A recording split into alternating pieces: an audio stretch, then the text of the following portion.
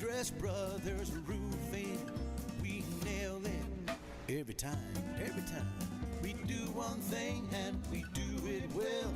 Since 1981, yes, time does tell. It's not just a house, it's your home. For quality work, we stand alone. Andress Brothers Roofing, we nail it every time. Quality guarantee, Andress Brothers Roofing, every time.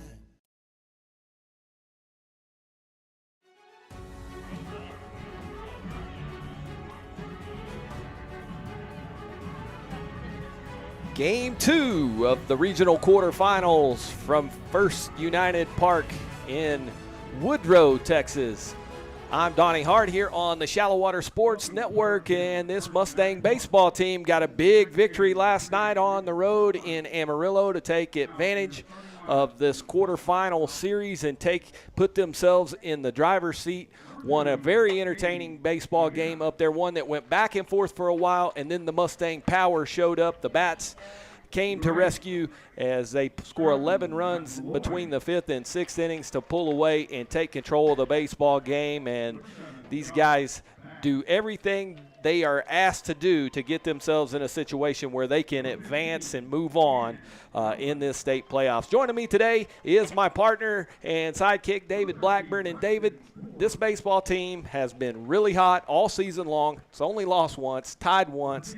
But in this playoff run, the pitching, the defense have been stellar. The bats, though, yesterday really were the story. They were big time yesterday. When I look back at yesterday's game, it was really pretty much everything I expected as far as the battle we were expecting from Bushland. We talked about what a good team they were, kind of under the radar. And really everything kind of played out true to form, except one thing to me that stood out, Donnie. I was really surprised at the number of runs scored, but I think it was just a testament to the quality hitting. You know, had two good pitching performances yesterday from the Mustangs and the Falcons, but the hitting is what really stood out to me. High-scoring game. Yeah, and, you know, they kept that zone kind of tight. It was consistent. Both sides, they called it really good game, but with that zone being tight, those pitchers were forced to go at those hitters, and they really took advantage of it. But, you know, so the Mustangs get that Game 1 victory. We talk all the time about how important it is to get yourself off to a good start, kind of give yourself, you know, a little bit of house money, if you will, in these series if you can get Game 1. The pressure now falls strictly on to those Falcons. They kind of they feel the pressure of playing perfect baseball. The Mustangs, though, they can be loose and go out here and let it fly and try to get this thing over with in Game 2. Exactly. Yeah, that's where everybody wants to be in a series. You want to be 1-0, and you and I both mentioned that yesterday. You know, that was the main number yesterday, that first win. And as you mentioned, coming out today, play a little looser. By no means is this thing a done deal. Still a very quality team, but playing ahead is a nice luxury to have. And then also playing at home today, you know, home and home series, although we're not at Garland Field, we'll have the home crowd advantage tonight with what I expect to be a big turnout. Yeah, certainly over in Shallowater South, no doubt about it. The Mustangs and Phillies have spent a lot of time over here at Lubbock Cooper, and so a lot of red and black makes it kind of feel familiar. Mustangs will be in their red jerseys today and be the home team. And, you know, we were talking when we were looking at this pitching matchup, it'll be Ganon Moore for the Falcons today. He's gone 11 1/3 in this playoff run, has a 2.52 ERA with 11 strikeouts, and he will face the Mustangs right-hander Matthew Haney, who is undefeated on the season with a 1.07 earned run average and 59 strikeouts in 32 2/3 inning. David, he has been dynamite. It's been big getting Matthew back coming off of that injury, and really has just added that additional arm to an already strong pitching staff. Well, the Mustangs do have arms. They certainly have the bats, and as you can see out on the field, the national anthem being played. We're going to step away. When we come back, we'll have the starting lineups and first pitch on the Shallowater Sports Network. For more than 60 years, United has called West Texas home. It's from here that we operate 94 stores across the region. Look, and you'll see United employees all around you, supporting other local businesses, your businesses, and giving their time and energy to help our efforts to make this the best place to live and work. We are West Texas, and West Texas is united.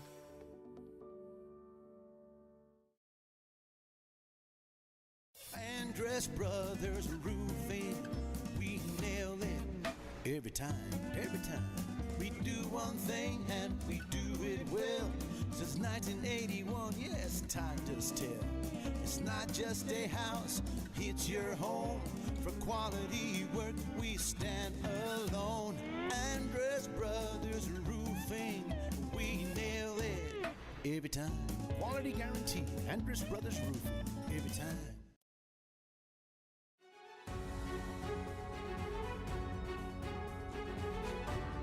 Well, welcome back. I'm Donnie Hart alongside David Blackburn as we get set to go here in Game 2. Let's take a look at the batting order for the Bushland Falcons. They will be the visiting team here today, and it goes like this. Leading off will be the second baseman, Cade Gavina. Batting second in right field will be Stratton Malloy. In the three-hole spot, it'll be Josh Bass, the shortstop. Cannon Melvin, the pitcher, bats fourth and cleans up for himself. Batting fifth will be the designated hitter, Weston Forbes. Batting sixth and playing third base will be Dawson Jaco. In the seventh spot, it'll be Clayton Fisher, the left fielder. Eli Williams, the catcher, bats eighth, and batting ninth, the center fielder, Jackson Fetch. Will be the lineup that faces this Shallowater Mustangs defense that aligns like this. Brooks Carter will catch today. He'll be behind the plate. You'll have Cole Caron down at first. Cutter Watson plays second. Chase Blackburn, the shortstop. At third base, it'll be Houston Brasino. In left field, Chris Salazar. Raston Copeland will man center, and Ganon Moore will be out in right. And this Falcons lineup will go against senior right-hander Matthew Haney. As we mentioned, 5-0, a 1.07 earned run average, a huge strikeout to innings pitch number on the line for Matthew. And what does he have in the tank in the repertoire, David? Matthew comes really over the top with the fastball and then has a little different look on his curveball with that overhand delivery, more of a 12-6 curveball, and really can throw some batters off balance up there with that curveball. We talked a little bit before the show about how Matthew Haney has certainly changed appearance-wise, physique-wise. He's always been a tall kid. Now that body's starting to fill out and that strength coming on. He's kind of growing into that frame and really turning into a really good-looking athlete out there. And he will try to get the Mustangs to that regional semifinal round. Winner of this will play the winner of Bowie and Wall. And David, we got a kind of a surprise last night out there in that first game there. Sure did. That was probably, I guess, would probably be the biggest surprise in the region here in this round, with Bowie picking up that win. Cade Gavina, the second baseman, to lead it off. He went 1 for 4 yesterday with a run scored, and Haney from the windup. First pitch is just outside, ball one. Looked like Haney started him off with a off-speed pitch away there. Bushland jumped on a lot of first pitch strikes yesterday. The 1-0 on the inside corner for a strike, evens it up at 1-1. You know, David, we were talking about how important it is to get that game one victory. The district rivals, Idalou, they got a game one victory last night, and they went ahead and polished that series off today with the sweep. Mustangs trying to do the same. They did. District is being represented well here deep in the playoffs. 2-1 pitch on the way. That one just a little low and outside, so the count goes to 3-1 to Gavina. Really a pretty good-looking pitch there. I'm not sure how Gavina laid off that one. The 3-1 popped up in the infield. Caron moving under it, and he will put it away for the first out. One gone, and Stratton Malloy, the right fielder, stands in. Definitely a different start from yesterday. Both teams started their at-bats with a base hit. Nice to see the Mustangs get an out on that leadoff batter. Malloy was 2 for 4, also scored a run. You're going to hear a lot of guys that scored runs and drove in runs and a lot of hits. Those teams' offenses were cranked up yesterday, and that pitch maybe just a little upstairs looked pretty good inside outside. Might have been just a touch high, so 1 ball, no strikes to Malloy.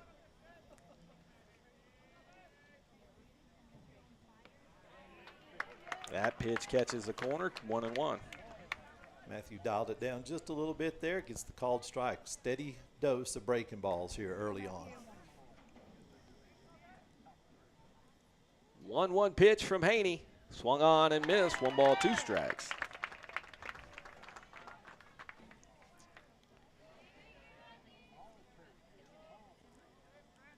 I do like the pace at which these Mustang pitchers operate. They get right to work, and Haney goes right at Malloy, who lays off, and the count goes even at 2-2.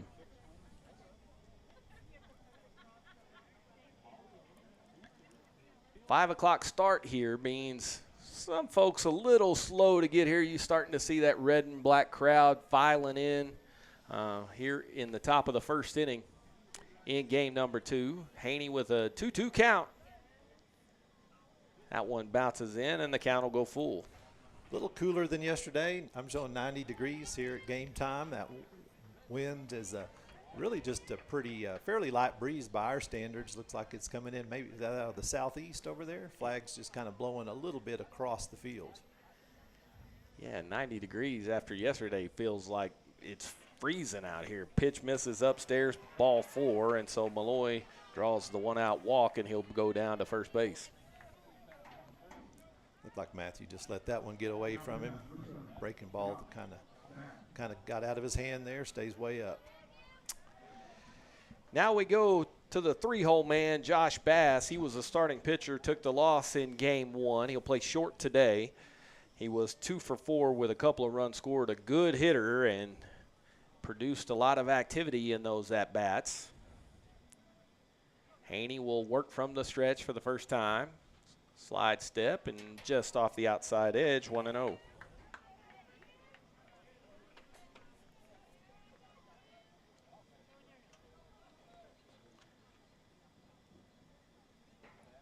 Brooks Carter behind the plate has a rocket right arm, so we'll see how aggressive the Falcons want to be there. As that pitch misses as well, 2 balls and no strikes, and those catchers, because Karen and Carter throw so well, they can really control the running game. Yeah, Brooks moves in. Played shortstop yesterday. Like you said, really solid behind the plate there. Be interested to see if the Falcons try to test him early. 2-0 pitch from Haney. That one misses away. 3 balls and no strikes, and Matthew, who just allowed the walk to Malloy, has now gone 3-0 to Bass. Brooks is going to go out there, talk to him a little bit, try to calm him down. Kind of uncharacteristic for Matthew. Has a really low walk to strikeout ratio. He doesn't walk many guys. In jeopardy of walking 2 in a row here in the top of the first. Yeah, we mentioned those 59 strikeouts in 32 and 2/3 inning. He only allowed 11 free passes. So walk number 12 is standing at first base. That ratio, as David mentioned, stellar. But he's behind here, 3 balls and no strikes, and will have to come get the best Falcon hitter in the lineup, Bass. Pitch is upstairs, ball 4, back-to-back walks that put runners at first and second with 1 away.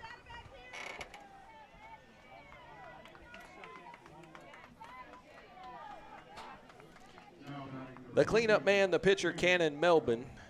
He was 1 for 3 yesterday.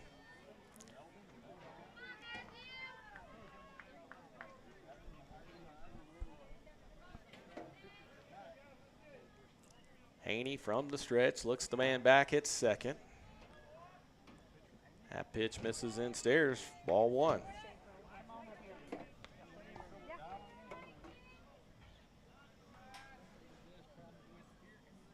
Yeah, Matthew's just having a little trouble dialing it in right now. Like to see him settle down and let his defense play behind him. The 1-0 pitch almost caught Melbourne and broke right in there for a call strike. He turned that front shoulder. Looked like he was going to wear it, but instead it's a strike.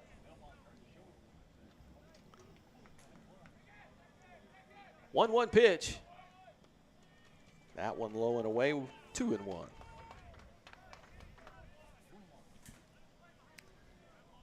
Now that wind looks like it's blowing right in at us, almost straight in from center now.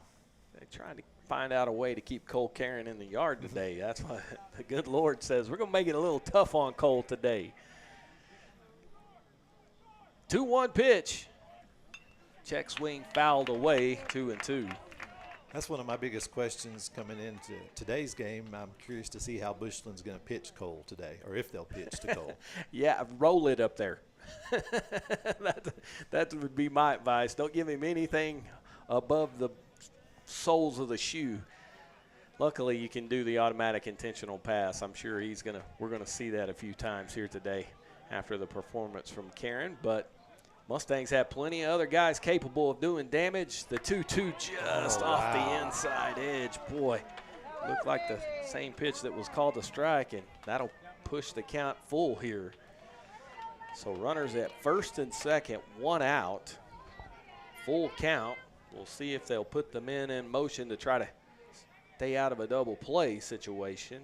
Nobody going. Pitch is lifted in the air to center. Copeland moving over to his right, now gives way to the right fielder, Moore, who makes the catch. He'll throw. Man's tagging. Great throw from Ganon Moore, and that'll do it. Moore throws out the runner. Malloy trying to get to third base. The Cardinal rule, don't make the first or last out at third. Ganon Moore cuts down the runners, and the Mustangs are out of the inning. No runs, no hits, no errors, one man left. We played a half inning, no score on the Shallowater Sports Network.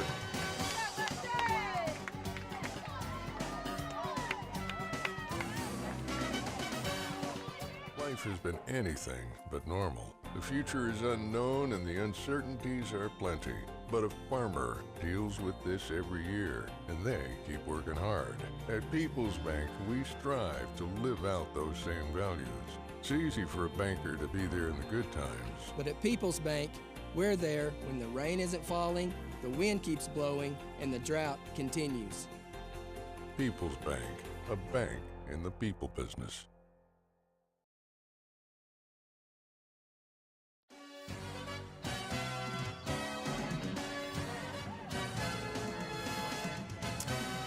Welcome back to First United Park. Donnie Hart and David Blackburn. The Mustangs have retired the Falcons in the top of the first, and now it's time for that offense to go to work in the starting lineup. Looks like this for the Mustangs. Leading off will be the center fielder, Raston Copeland. Batting second and DHing today will be Brant Carter. In the three-hole spot, it'll be the catcher, Brooks Carter. Batting fourth, the cleanup man, coming off of a cycle, Cole Karen. In the five-hole, it'll be the right fielder, Ganon Moore. Batting sixth, the third baseman, Houston Brasino. Batting seventh and playing shortstop, it'll be Chase Blackburn. Batting eighth at second base will be Cutter Watson. And batting ninth and playing left field, Chris Salazar for the Mustangs. They'll go against right-hander Cannon Melbourne. Melbourne, as we mentioned, has won a couple of games here in the postseason, 11 and a third, 2.52 postseason ERA with 11 strikeouts. His defense behind him looks like this. Williams will be his battery mate behind the plate. Kraus will be at first base. Gavina at second. Bass plays short. Jaco will be the third baseman. And then the outfield left to right will be Fisher in left, Fetch in center, and Malloy out in right field, as Raston Copeland will get us started. Came into this series hitting .418 with a couple of homers, 25 RBIs, went 3 for 5 in game one, and started that first game off with a bang in that first at-bat single in the top of the first yesterday.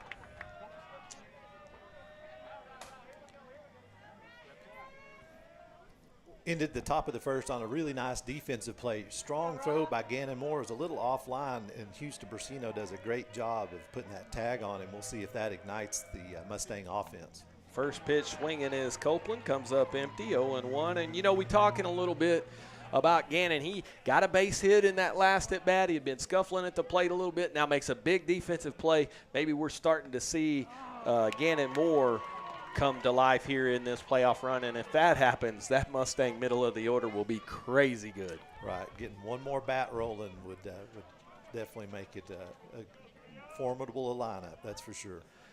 No balls and 2 strikes as Copeland asks for time here. Cannon Melbourne had a good little work tempo to him. He works out of the stretch, and he's going pretty quickly here. 0-2 pitch and just fought off at the plate. Count stays 0-2. Watching Melbourne warm up, looks like fastball, curveball, and looks like he's got a decent changeup in there too. I think Raston's already seen at least one changeup. That was a curveball that he fouled off there. 0-2 pitch. Lifted back out of play. Count stays 0-2. And you know, David, this is another one of these Falcons guys. They're a little herky-jerky out there on the mound. They throw a lot of knees and elbows at you. They do. Bass was the same way yesterday. Melbourne working out the stretch with nobody on, as a couple of our pitchers do. 0-2 pitch over the head of Raston Copeland. He looked like a deer in the headlights. He didn't know whether to go forward, backwards, and luckily for Raston, that thing just sailed over the top. Did see Melbourne lose a couple of those in warm-ups as well. Might hit a right-handed batter with one of those. The 0-2 is tapped in front of the plate. Catcher Williams will have to hurry, and he's able to get it over to first in time to get Copeland. Raston was flying down that line, and it's a pretty good play by the catcher to retire Copeland. One gone. Bang, bang play. No time to spare on that one. Just barely gets Copeland over at first on a swinging bunt. Here's the designated hitter, Brant Carter. Carter came in 481, no homers, 30 RBIs. Went 2 for 4 yesterday.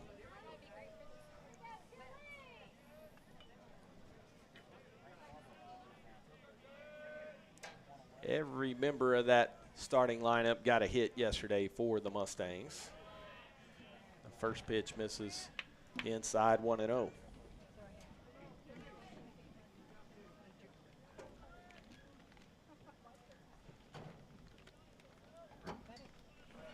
The 1-0 pitch misses upstairs. And now Carter well ahead, 2 balls and no strikes.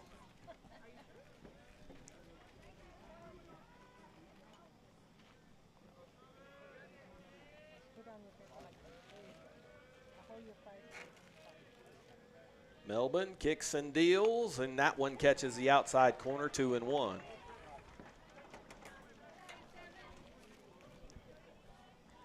Well, he takes that ball right off the mound, steps right back on the rubber, and goes to work. He'll work from the stretch. Here we go. Carter with a line drive out into right, and that'll be the first Mustang hit of the day as Brant Carter with a 1-out single to right. Puts a man on board with 1 down.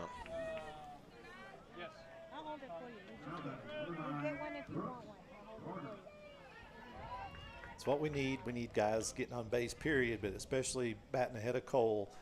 Need to make sure that we can take the intentional walk out of play. Although if there's a base empty, they may still use it. Well, we are reaching the meat of that Mustang order. Here's the 3-hole man, the catcher, Brooks Carter.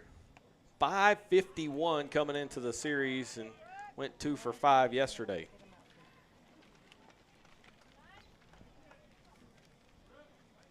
Coach Huffman with some instructions. Carter stands in from that left side of the plate. The 1-0 pitch is lined into right field, base hit.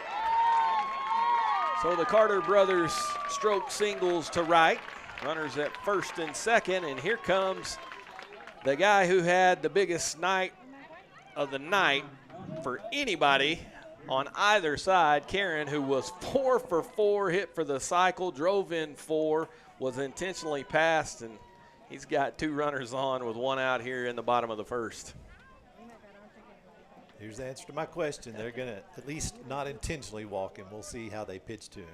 Yeah, we will if they nibble. That pitch catches the inside corner, 0-1.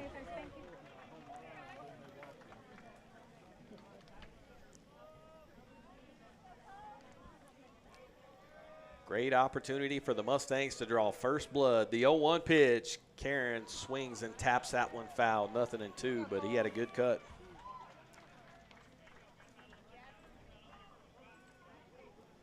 Cole always gets his money's worth on those cuts.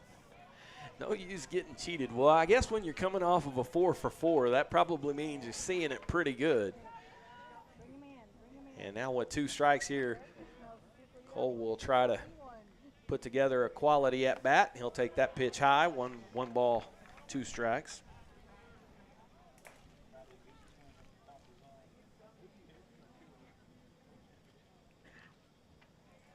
Mustangs battle with 2 outs. They also battle well with 2 strikes, and that pitch misses inside, and the count evens up at 2-2. Right here, we just need Cole to stay with him in himself, 2-strike approach, put the ball in play.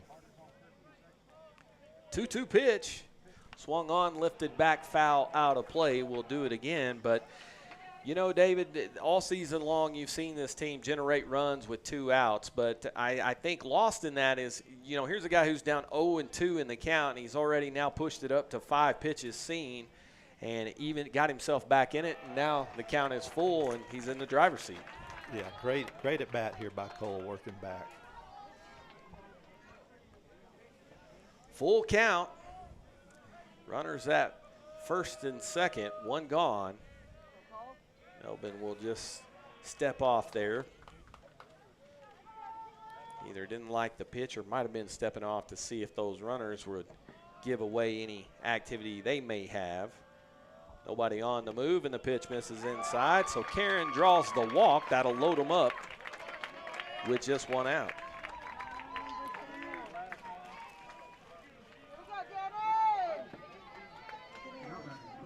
Mustangs with an early threat here. They did pitch to Cole. As I mentioned, Cole really does a nice job of working back, down 0-2, draws the walk. Here's Ganon Moore. He had the defensive play of this one so far in the top of the first with a great throw to double off the Falcons to end the inning. Now bats with the bases loaded here. And the first pitch swinging comes up empty, 0-1.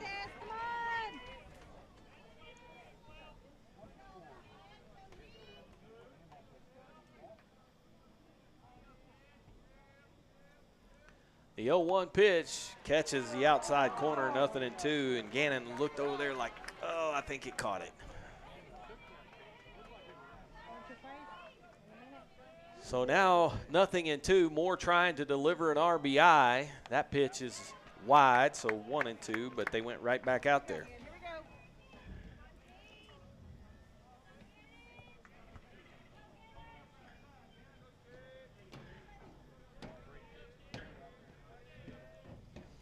Moore lines that one up the middle. It was touched by the pitcher. Shortstop Bass able to get it over to second for the force, but a run will score as Moore hits a nice little ground ball right back up the middle, and the pitcher reaching over with that right hand might have clipped it, deflected it perfectly to the shortstop for the fielder's choice. They do get an out, 2 down, but a run is in. Gannon gets the job done there, gets the run across. We'll have a courtesy runner over at third base. That'll be number 1, Rylan Blackburn, coming in to run for the catcher, Brooks Carter, with 2 away. So 2 down, and Brasino with runners at first and third here. Brasino was 2 for 4 last night, and he has driven in 10 runs so far in the postseason. First pitch swinging, comes up empty, 0-1.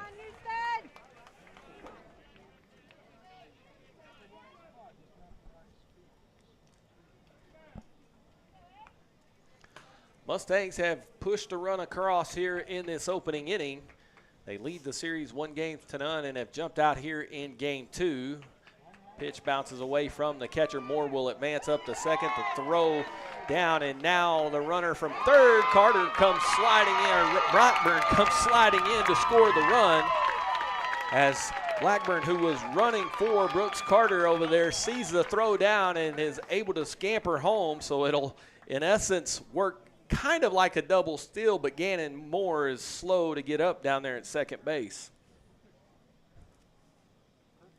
Looking at his hand there, I couldn't tell. I followed the play in here to the plate. I couldn't tell if he might have jammed that hand on the base there, sliding in head first, or if he caught a cleat or something. Shaking off his left hand is, you never want any injuries to your hands, but especially as a baseball player, you sure don't want your throwing hand injured. So hopefully Gannon will be able to shake that off and be ready to go.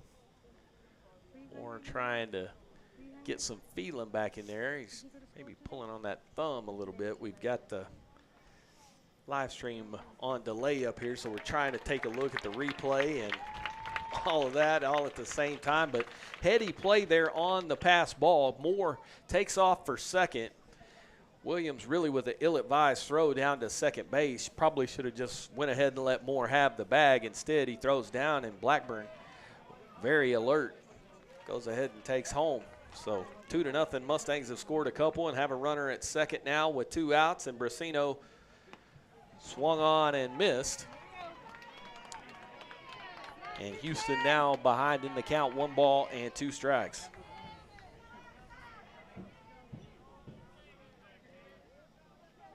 Yeah, especially with 2 away there, I'm sure the Bushland coach would have rather that catcher just put that one in his pocket. There goes the runner. Ball lifted in the air towards second base. Drifting back is Gavina, the second baseman, to make the catch on the pop-up, and that ends the inning. But the Mustangs score a couple, 2 runs. They do it on 2 hits. There are no errors. They leave a man after 1. Shallowater 2-0 on the Shallowater Sports Network.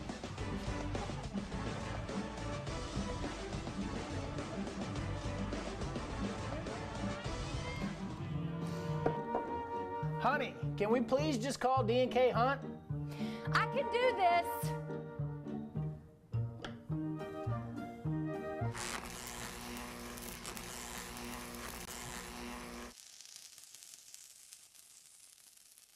Yeah, I'm calling D&K Hunt Electric.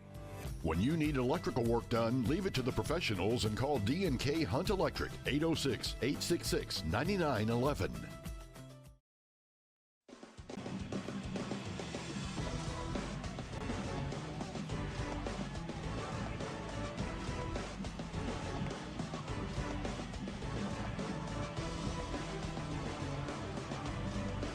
Welcome back to First United Park. Donnie Hart and David Blackburn. Well, David, we wanted the Mustangs to get off to a good start. They have 2-0 here to start this thing off. Exactly right, Donnie. Just what you want to do. Work ahead from the start and give your pitcher some runs early. And now just let him go out there and throw strikes and play some defense behind him. You get a couple of runs, that'll settle you down as the starting pitcher. And Matthew Haney, who was a little shaky there in that first inning with some control, got it together, got the fly out, and then the little help on defense with the outfield assist from Ganon Moore with the double play to get himself out of that first inning. He'll go to work here against Weston Forbes, the DH, and that pitch hit the bull. 1 ball, no strikes.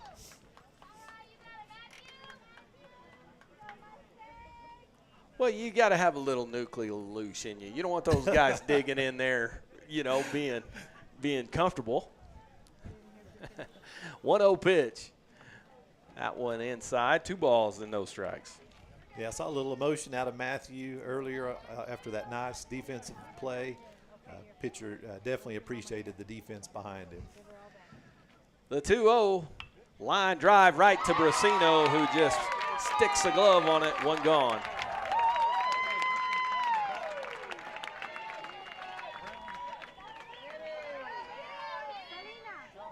Yeah, it's been nice to see as Matthew has matured and gained that confidence out there, a little swagger to him on the mound. Definitely doesn't lack confidence. Here's the third baseman, Dawson Jaco. Pitch misses outside 1-0, and Jaco went 2 for 4 yesterday.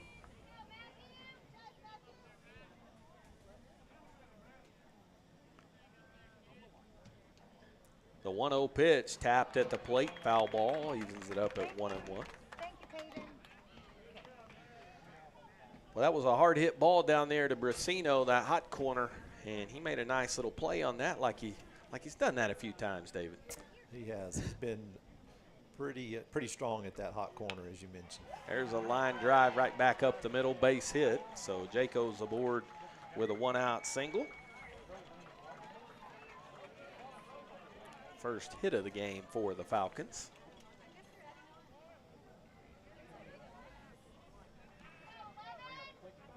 And that brings in the left fielder Clayton Fisher. Fisher 1 for 4 yesterday.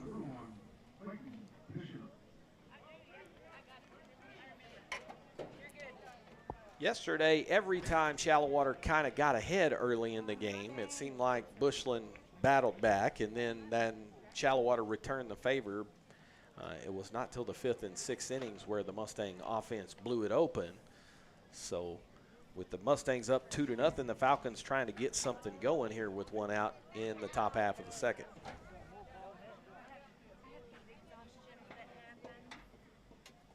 One-0 pitch from Haney. That one inside, 2-0.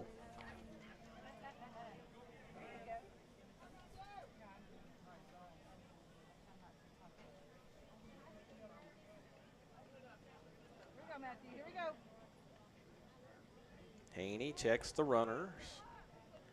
Runner goes. Carter's throw down to second, has him dead to rights, and he slid under the tag safe.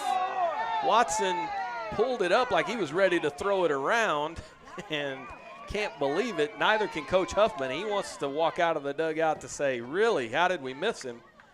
Ball was there in plenty of time. They're going to say Jaco got under the tag. Wow, nice throw from Brooks there. Just, I thought we had him too. Yeah, I mean, the ball beat him by a good 2 steps almost, and just a nice job there on the slide by Jaco to get under the tag. That ball tapped foul. Carter picked it up in foul territory. So the count is even at 2-2 here for Fisher, who has a runner in scoring position at second. Ball had some spin on it there, David. It was rolling back towards fair territory over there in that left-hander's batter's box. 2-2 pitch. Upstairs, count will go full. Yeah, you get that spin on the turf. Sometimes you never know where that ball might end up. Definitely different than on natural grass or dirt. Full count pitch. Ground ball slowly to third. Brasino charges across the diamond in time. Now here's the runner trying for third, and a throwback almost had a play on it. A little low. Chase was over there covering the bag, the shortstop. Couldn't quite handle that thing. And for the second inning in a row, the Falcon runners trying to get to third base with 2 outs almost ran themselves out of an inning. Sure did. Nice effort by the Mustangs there. Just didn't quite get him, but get the out over at first to get them to 2 away. Good solid play there from Houston. So 2 outs and a runner at third base for the catcher, Eli Williams. Williams was 2 for 2 yesterday. That pitch missed inside, 1-0.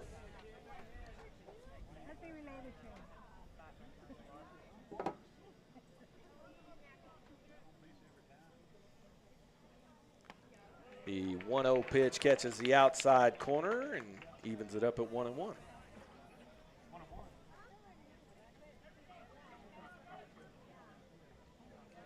Haney from the stretch checks on the runner at third. Breaking ball swung on and missed. 1-2. That's that big 12-6 breaking ball we were talking about. You could see the batter, he's waiting, thinks he's held up on it, and all of a sudden the bottom just fell out of it. The 1-2 fouled away. Good job by Williams. He was beat on velocity there and just got enough of it to stay alive. That's what Haney will do to you. Just such a speed differential between his fastball and his curveball, not to mention the break to it. Haney has what he likes. The 1-2 right down Broadway. A paint doctor call strike 3 to retire the side. Mustangs strand a man at third. No runs, 1 hit, no errors, 1 left on.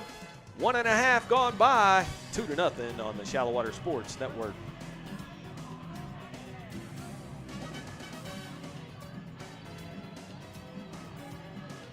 Gatherings or construction projects, big or small, call the experts at Forza Site Services. We provide sanitized portable restrooms and hand wash stations for all occasions. In need of a roll-off dumpster, Forza Site Services provides roll-off dumpsters for individual and construction sites used throughout West Texas. With locations throughout the Permian Basin, Pecos, and New Mexico, we can better serve our clients' needs. Since 2013, we've been a proud supporter of Shallowater ISD.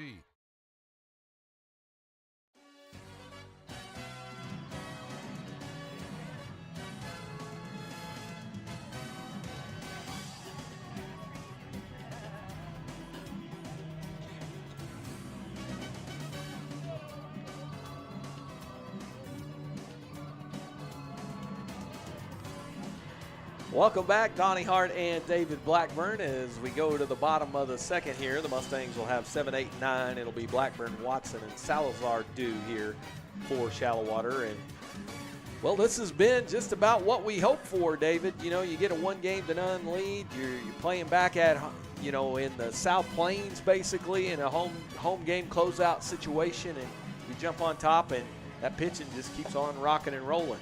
Sure does. We just want to keep adding to it here at the plate. See if the Mustangs can continue to do that. Is what we'll have numbers 7, 8, and 9 in the order coming up here. Yeah, you know, we say that, you know, in baseball terms, you get 7, 8, 9, bottom of the order, all that good stuff. I mean, the batting averages for these guys in the 7, 8, 9 hole are just unbelievable, really. Blackburn stands in. He was .356 coming into yesterday, went 2 for 3 with a couple of doubles. And there's a ground ball towards first.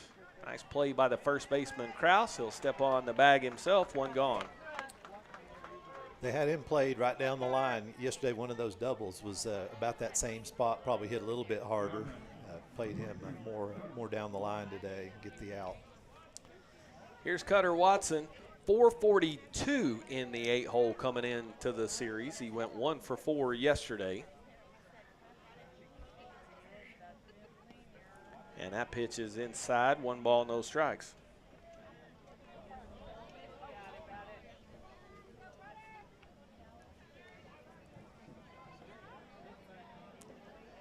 Melbourne from the stretch again. Comes set. Pitch is lined into left field. Base hit. And so Cutter Watson's aboard with a 1-out single. And Cutter, he was 1 for 4 yesterday, but the 2 of the balls he hit that were outs were 2 of the harder hit balls of the day. They were just right at the left fielder, and another one, I believe, was right at the shortstop. But hit the ball well. He's seeing it good right now. Yeah, he rolled snake eyes a couple of times because he hit the ball on the screws several times yesterday for a guy who went 1 for 4. And here's Salazar, the 9-hole man. The left fielder, 318 coming in, went 1 for 3 yesterday. Drove in a couple of runs, had a sac fly to go along with that 1 for 3.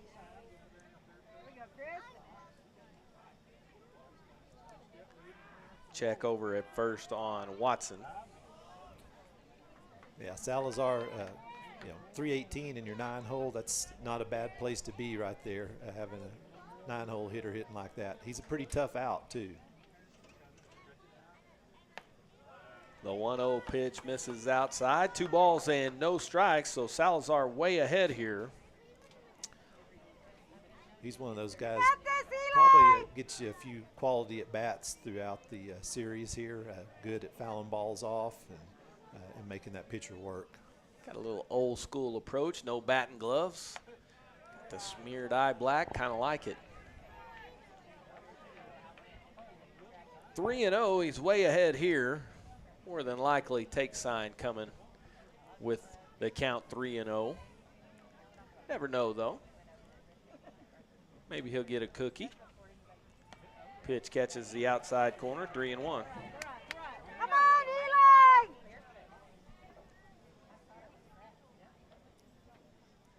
You're ready now! I like the hand gestures Huff's got down there at third base. He gives them that little zone.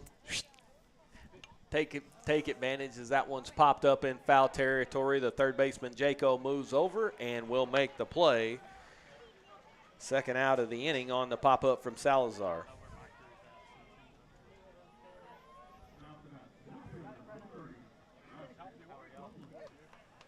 Those third base coaches, they all kind of have their own style, right? Coach Huffman's definitely got a little swag to him over there at third base. I like it. Copeland 0 for 1 stands in. He lines that one to left field. It's in the gap. Left fielder on the run. Makes the play. What a nice play by Fisher out there in left, because that thing was trouble if he doesn't make the play. Copeland standing on third and maybe all the way around. Instead, the Mustangs are retired. No runs, 1 hit, no errors, a man left. 2 gone by, 2-0 on the Shallowater Sports Network.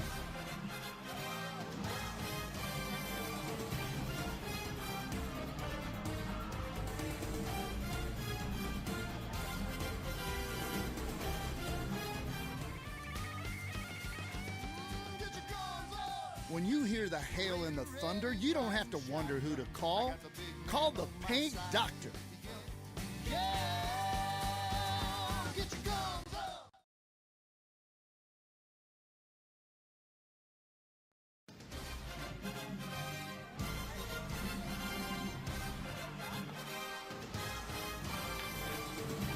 Welcome back. First United Park, Donnie Hart and David Blackburn. And David, you know, you've had these guys for a long time. You've obviously having a son who we got Matthew Haney asking for some attention there. It looked like he might have hurt that ankle on the mound, but looks like he's moving okay. Good. Caught my attention there. Sorry, I didn't mean to belabor the point, but you've had these guys you know, growing up in Little League, different things like that. So, you know, how special is it for you to see this group and playing the way they've been playing all season? Oh, it's just great, you know, because in Little League, you know, that's what those boys look up to. They look up to those high school guys and their chance to play for their school, represent their school, and have some success for their school as well. And that's exactly what these guys are getting to do. So they're really living out their dream. As you know, most of these players won't go on to play college ball, and so this is the pinnacle of their career as far as baseball goes. David, keep an eye on Matthew. He is moving around there kind of funny. I'm worried that plant foot came down and rolled up on him. He is trying to walk it off out there. Jackson Fetch, the center fielder, stands in with his first at-bat of the series from the left side, and Haney's first pitch misses upstairs 1-0. Yeah, we'll keep an eye on that. I saw what you saw, Donnie. He just appeared to land awkward on one of his warm-up pitches. Matthew works from the windup. That one lifted in foul territory. Brasino on the run. Can he get there? Can't quite make it. Not nearly as much foul ground as they had in Amarillo, but that one just out of the reach of Brasino, but it will make it 1-1 at the plate. Yeah, we talked yesterday quite a bit about the foul territory. Much different here, as you said. Really a fair amount down just past the dugout. Then it tapers down and gets pretty narrow down in the corners. Yeah, that fence goes the opposite direction than it does in Amarillo. Back past that dugout, it was fading away. Here it's pinching inside. And foul ball at the plate, 1-2. Fitch had a good cut, but came up basically empty, just got a piece. Is Fetch the only one that didn't play yesterday? For the yeah, Falcons? this is the only change in the batting order here for either side, and that pitch swung on and missed, strike three, and so Matthew Haney gets his second consecutive strikeout. First guy gone here in the top half of the third. We go back to the top of the order with the second baseman, Gavina.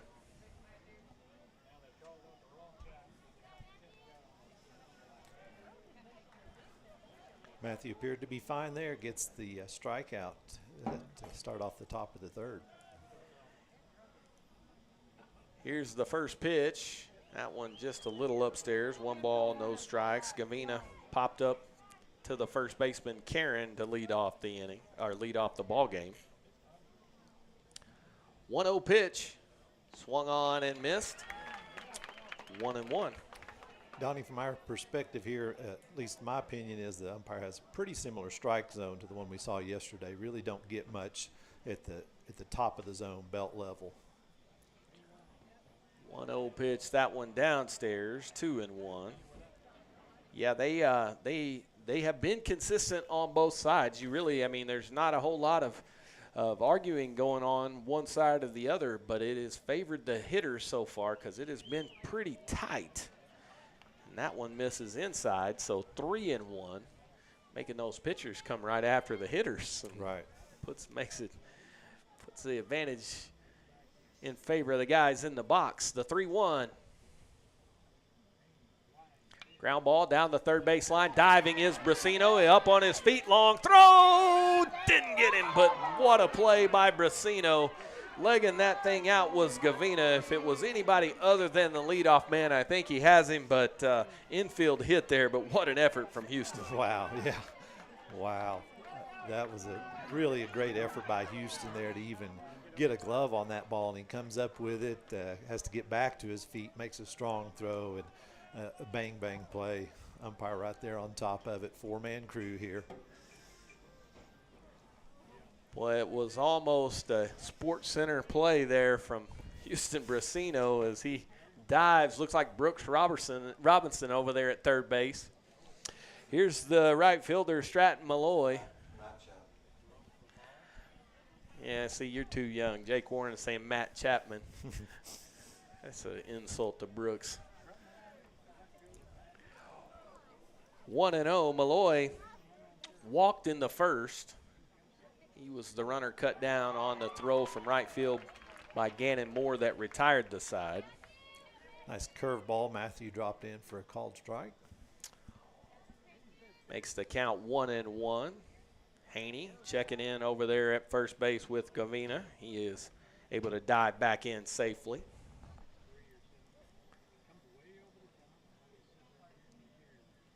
Falcons have stole a base here, but they didn't steal it convincingly as Carter had a good strong throw. We'll see if they'll put Gavina in motion. There's a ball lifted in the air to deep left center field. Copeland on the run. Salazar slides, ball falls safe into the gap. Copeland will pick it up against the wall. He'll fire it back in. Runner slides in safe at third base as Gavina had to hold up to make sure that ball wasn't caught. He'll be standing at third. Malloy arrives at second with a one-out double. Had two outfielders there. I couldn't tell what happened. It was a well-hit ball out pretty deep. Both of them there in the vicinity. Couldn't come up with it. Yeah, you worry every time those balls are in the gap like that for collisions, and had Raston over there. Salazar slid in there and just couldn't quite come up with it. Coach Huffman will make his way to the mound just to talk to his senior right-hander, make sure he is all fine. He, as we mentioned in the warm-ups, he came up a little gimpy, struck the first man out fetch with really no issues. Gavina gets on board with an infield hit, and then that's really the first super well hit ball we've seen today. That ball was smoked by Malloy, but with runners at second and third, now you got Bass, who is their best hitter in the three-hole spot with a base open. You know, is this a conversation about how you want to pitch him? What do you want to do? Maybe with that base open, you go at him, but you don't give him nothing great to hit. Yeah, I expect that's exactly what they're doing, is having that kind of conversation. Also, as we've talked about before, sometimes just changing the tempo up, slowing down the momentum after a couple of hits. Haney is ready to go. Bass stands in. He walked back in the first as well. Bass will ask for time. We are in a sealed press box here. He was looking back up at the press box. Did they have the music going still? May have. Happened a couple times yesterday. Here's the first pitch. Ground ball to short. Chase charges, looked at the plate. He'll just throw across to Cole for the out, so the fielder's choice will score the run. As Gavina able to scamper home. Malloy will advance to third base, but there will be two outs in a 2-1 ball game. One more.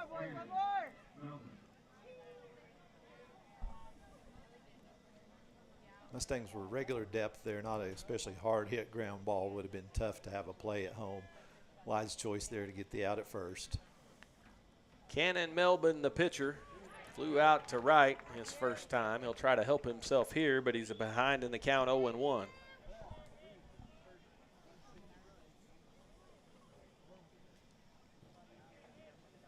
Haney works from the stretch with the runner on third. Breaking ball upstairs, 1-1.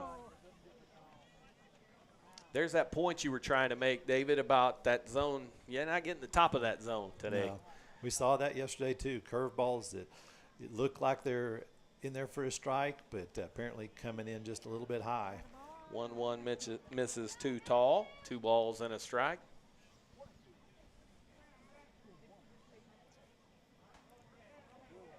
Haney trying to strand the runner over on third. That tying run 90 feet away. Bat breaking ball catches the zone, and the count evens up at 2-2.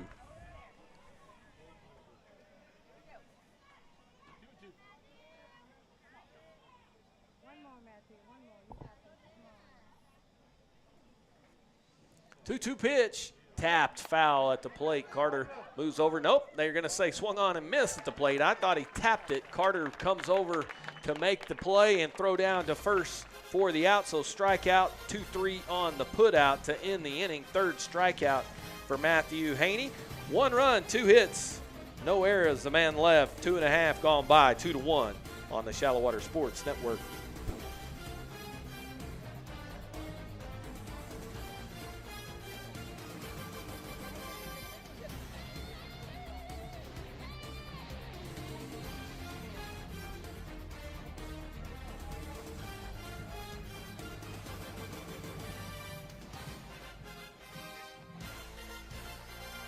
Life has been anything but normal. The future is unknown and the uncertainties are plenty.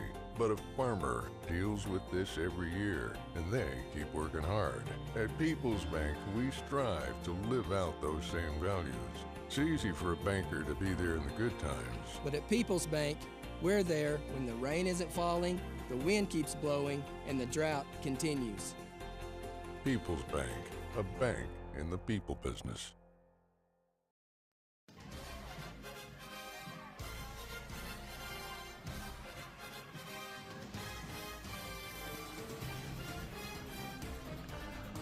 Welcome back to First United Park. Donnie Hart and David Blackburn. The Mustangs have stayed ahead 2-1. Shallowater here. And boy, they got out of trouble there, David. The Falcons tried to rally back in it. They did it a couple of times yesterday, and they just won't go away. Yeah, they're going to battle to the end. That's fully what I expect. Good job there by the Mustangs, though. Falcons get runners on second and third with 1 away, and able to get out of there with just 1 run in the inning and maintain that 2-1 lead. See if we can add to it here in the bottom of the third. Should be a good opportunity. 2, 3, and 4 due. Brant Carter, Brooks Carter, and Cole Karen.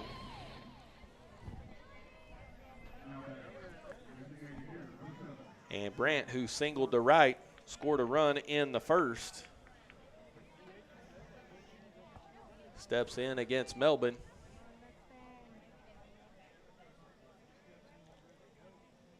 First pitch to Brant Carter, swung on and missed. 0-1. Looked like he caught a piece of that one. Yep. Caught a piece of the catcher as well, though. Home plate umpire is going to go out there and give that catcher a second to recover. It's a little easier when you're outside. You can hear the ting on that aluminum bat. It's not tough in here, man. I've called a couple of those wrong, I think, but I can always watch the umpire, but that would just be too easy.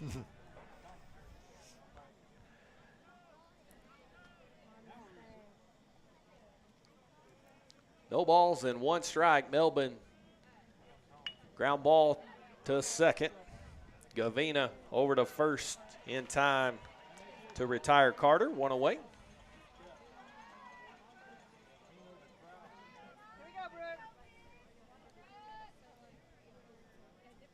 Here's Brooks. He singled to right his first time and scored a run as well. As those guys basically had the exact same at bat. They just hit this. They just followed each other right into right field on that line drive base hits. Yeah, Melbourne's not a real overpowering pitcher, but seems to be keeping us a little off balance after we were striking it pretty well early on. Misses there. 1 ball and no strikes. With the exception of that last at bat by Copeland. He did hit that one on the screws, just a hustle play by the left fielder to snag that one. Boy, yeah, we were talking with Raston Speed. That one could have been a merry-go-round type of play as Carter fouls that ball back 1-1. With the angle that Fisher was taking there and left, if he doesn't get that ball, it goes all the way to the wall, and that is the fastest Mustang making his way around the bases. The 1-1 pitch, Carter sends it in the air to center. Center fielder comes in early and then retreats as Fetch able to get back there to make the play. 2 down. Brooks with good solid contact there, just within range of the center fielder. Needs to find a gap on one like that. Nobody on and 2 down. Karen, the cleanup man, stands in, and he has kept his head down because he is hoping they pitch to him. Looks like they're gonna here. They walked him their first time. Karen lifts that one in the air down the right field line, twisting foul out of play, 0-1. Cole got behind 0-2 in his first at-bat, was able to battle all the way back to draw the walk. 0-1 the count here. Karen a hot shot to third, played on the hop by Jaco all the way across the diamond, and the Mustangs are retired in order. No runs, no hits, no errors, none left. 3 complete, 2-1 Shallowater.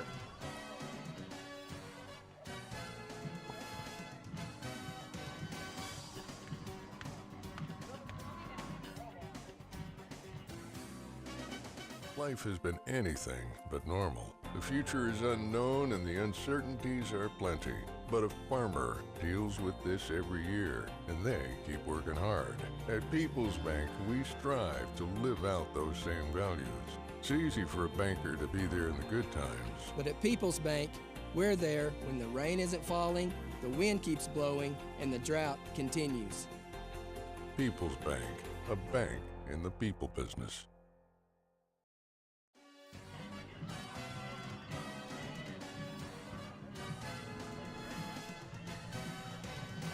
Welcome back to First United Park.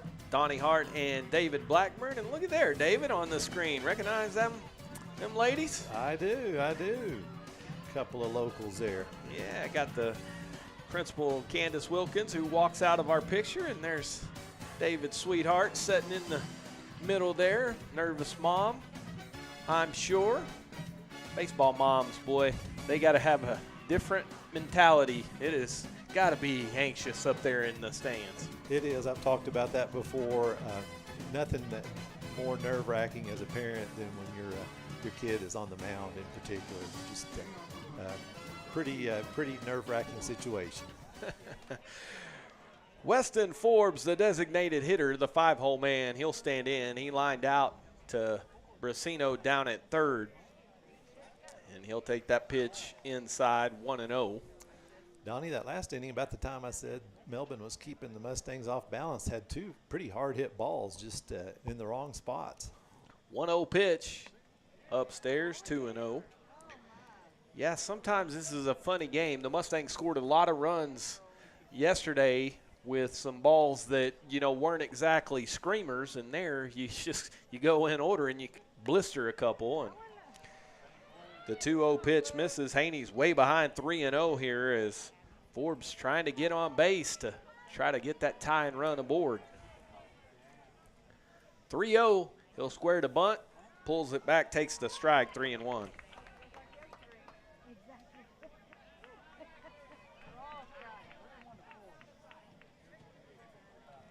Haney from the windup, the 3-1 pitch, breaking ball in there, 3-2. Really nice curveball on a 3-1 count. That's what we were talking about yesterday. I mean, 3-1, guaranteed fastball count, right? And there's the breaking ball for a strike as the 3-2 pitch fouled off, and we'll do it again. These guys, man, they will throw anything in any count. That didn't used to be the case 20 years ago, David. 3-1 leading off the inning, you were getting a fastball. Right, 3-1 and then 3-2, back-to-back curveballs. Incredible. 3-2 pitch. That one upstairs, ball 4, so Forbes draws a leadoff walk. The tying run is aboard, and the third baseman, Dawson Jaco, stands in.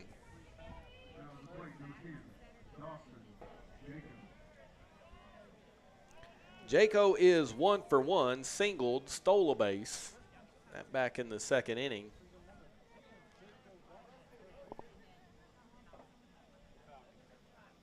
Haney from the stretch, checking on the runner Forbes.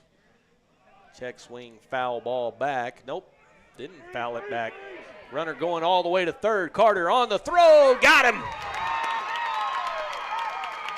What a throw from Brooks Carter. He scrambled back to the backstop and then just put it on a dime down there to third base to retire Forbes, who was trying to go first to third on the wild pitch.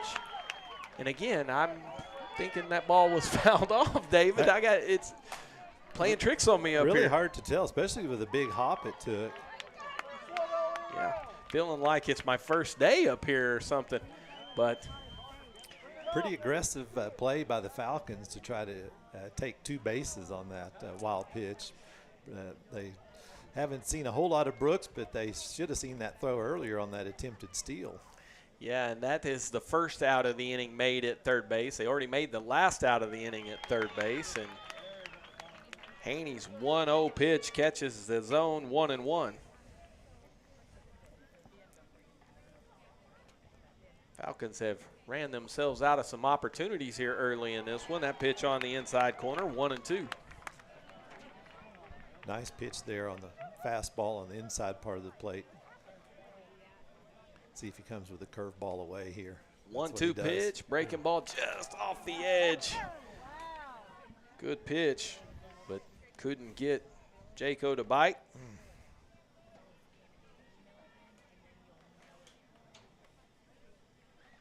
Haney, ground ball to short. Blackburn on to first, 2 down.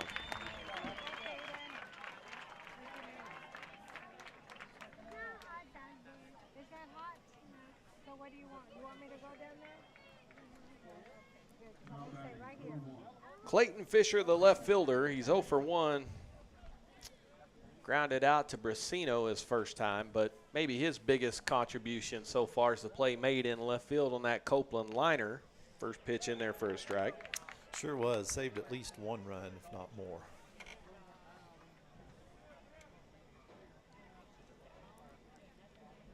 Haney from the windup. Breaking ball swung on and missed. Nothing in 2.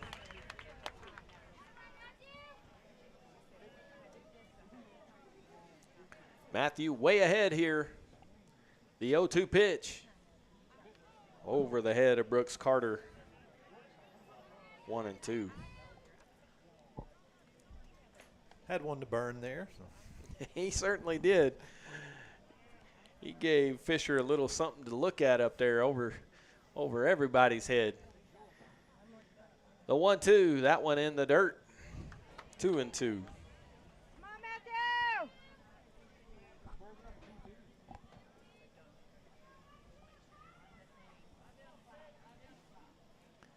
Matthew Haney's 2-2 pitch in there, call strike 3. The paint doctor called 3rd strike, 4th strikeout of the game for Haney to end the inning for Bushland. No runs, no hits, no errors, none left. 3.5 complete, 2-1 Shallowater.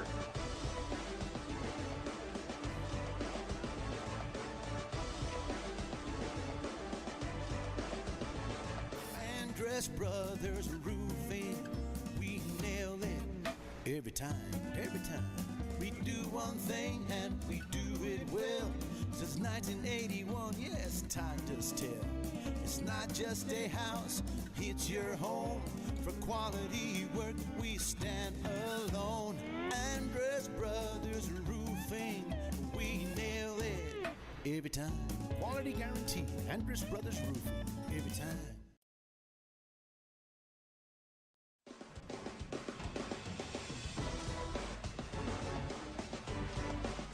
Welcome back to First United Park. Donnie Hart and David Blackburn. And look at there, David. There's a couple of state champions in the picture.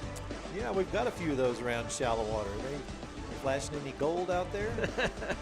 No medals, none that I could see. Might leave a tan line with the sun today, as you see Mia Goa-Kachea there on the far right. She is the Class 3A state champion in the discus, and a couple of members of that Phillies 4x400 meter relay that brought home gold as well. Macy Moravik and Mia St. Clair taking in the action here today for the Mustangs. And I saw where they got recognized, I believe, as the Lone Star Varsity Athletes of the Week, right? Yeah, pretty cool deal. You know, they broke the school record, brought home gold. I'll tell you, a proud dad moment for sure.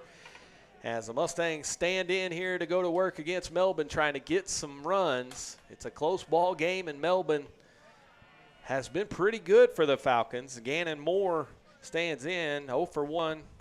Drove in a run on a fielder's choice his first time.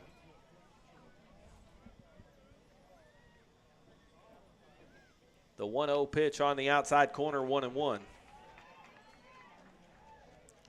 Moore, Brasino, and Blackburn do here for the Mustangs in the fourth. 1-1 pitch misses away, 2-1. Gonna have to chase down that ball. Catcher throws a little low, gets out toward the shallow center field area. Little Mackie Sasser action there. You know who that is, David? I don't know who Mackie Sasser is. He was a catcher back in the 80s. He was an all-star and couldn't throw it back to the pitcher.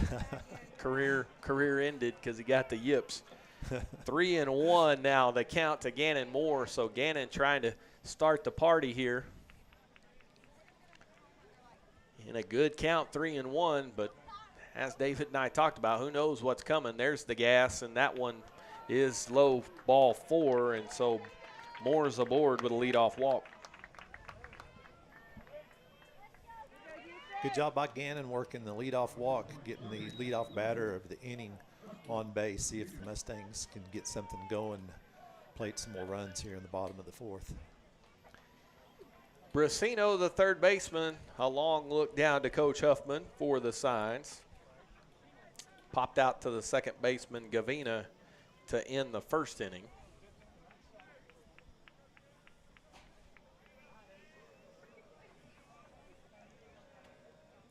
Melbourne's first pitch, hard ground ball, and Coach Huff with a little Olay to get out of the way and save his life.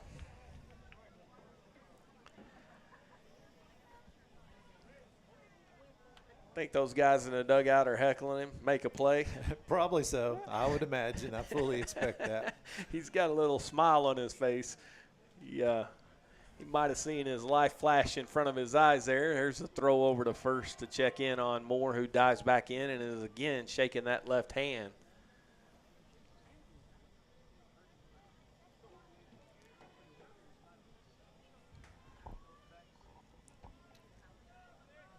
Oh, 1 pitch, lifted foul back towards the press box, out of play. 0-2 to Brasino. Talking about Moore in that hand, we looked back and he did appear to bang it up when he slid head first into second. And for these guys who aren't accustomed to playing on turf a lot, it's a little slicker. You slide a little further.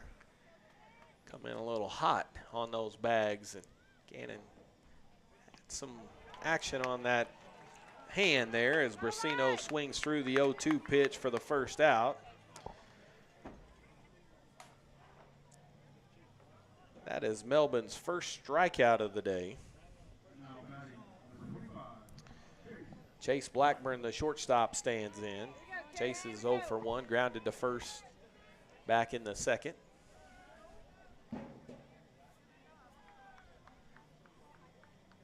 Runner goes, and Williams loses it in the exchange, so Ganon Moore has the stolen base rather easily, uncontested down there. And I noticed Ganon slid the conventional way, feet first that time. A little easier on those hands that way. Protected himself. 1-0. Pitches outside. 2 balls, no strikes. All right. What are we doing there? We got Jake Warren in here taking pictures, making me nervous, had me all flustered, thought I'd done something wrong. Can happen sometimes, though, David. The 2-0 pitch outside, 2-1.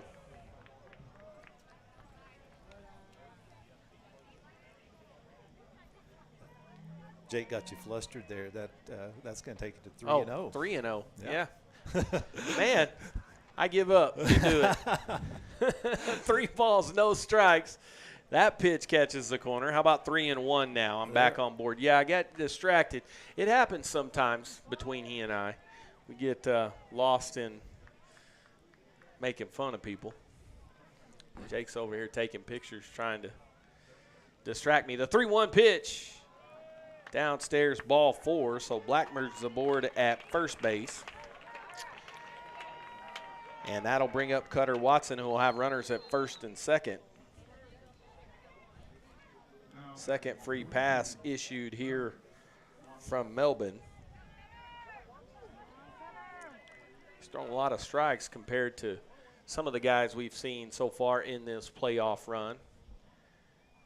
And he has limited the Mustangs to just 2 runs so far. Runner goes, pitch on the outside corner for a strike. Throw to third is high, and Moore slides in with the stolen base. He's stolen second and third to get himself down to third base. Runners on the corners here.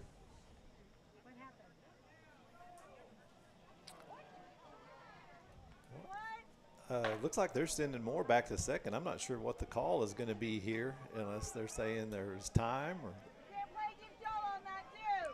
Coach Huffman can't believe it. He is not happy with the plate umpire. He will move back and walk away to try to cool himself off. That's what, when they walk away and turn their back, that's just now the plate umpire coming out to explain himself. Bushland says, well, is it a strike at the plate? So if they had time, surely they're going to erase the count. We'll start over. Pitch was called a strike. Umpire talking to Watson. Now he's walking out to the mound. We're going to have a crew visit.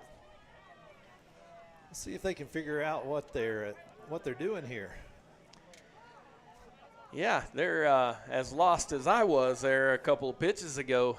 These guys are, haven't seen a whole lot of controversial things happen so far in this playoff run. It's been pretty good. The guys in blue have been pretty good. It looks like they're saying it's a strike, and Coach Huffman is not happy. So let's see what he puts up there. Yep, they're going to say the pitch counts. I don't know why. So why can't? Oh, well, I don't know. Unless they're going to call interference. Oh, but on Cutter? Yeah. Maybe. Yeah, maybe they did. And that's just, I don't know what else it would be. I'm not sure. I guess in that situation, they'd just send the runner back. I'm not certain whether that would have been an out or not, but I guess apparently it's not. Moore goes again. Throw down, not in time, but it was called strike 3 at the plate. Runners will move up, double steal. Moore is down again at third base. He seems to be favoring his hamstring on that one. I don't know. He kind of pulled up there, and he wasn't sliding. Yep, they are looking at that left leg, so he's got one on that left side is taking a beating, one on the hand, one on the leg. Hopefully a cramp. Yes, definitely.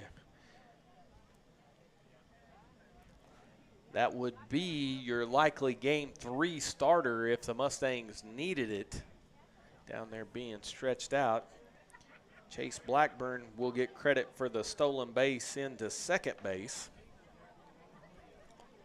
So the Mustangs with a couple of runners in scoring position here with the 9-hole man, Chris Salazar, set to bat here.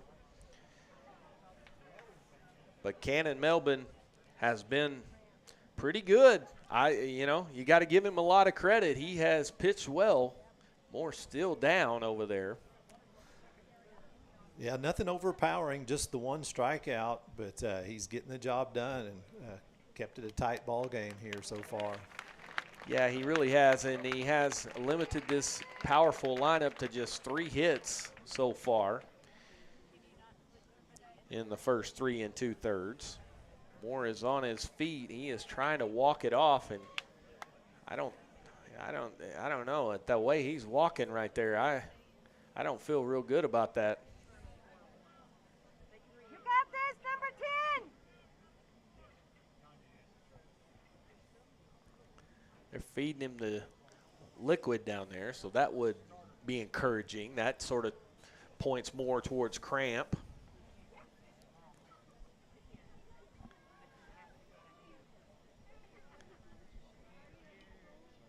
Jeremy Davis, the Mustang trainer down there, taking good care of Ganon Moore, making sure he is ready to go.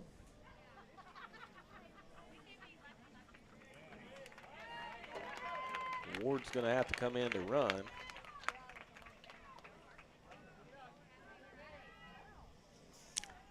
So Ward will replace Moore, who will come out of the ball game and head over to the dugout, and they will do some more work on that hamstring area. Salazar, who popped up to the third baseman in foul territory his first time, with a 2-out opportunity here to give the Mustangs some insurance.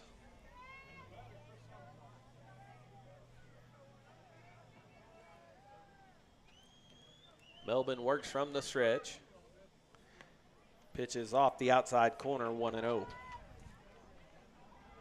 Melvin pretty good at hitting his locations there. Really works that outside part of the plate quite a bit. 1-0 pitch. Caught the outside edge, 1-1. Come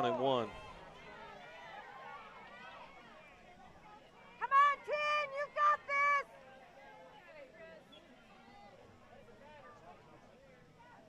1-1. Just outside, 2-1. He's picking away in that outer part of the plate. Curveball there. He was shooting for that outside corner. So far, he has yet to get a swing out of Salazar. That one, little bore of the middle of the plate, and Chris fouls it down the third base line out of play.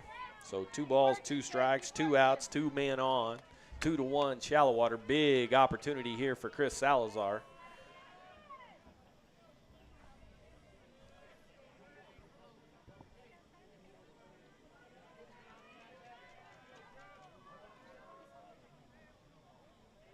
Two-two pitch.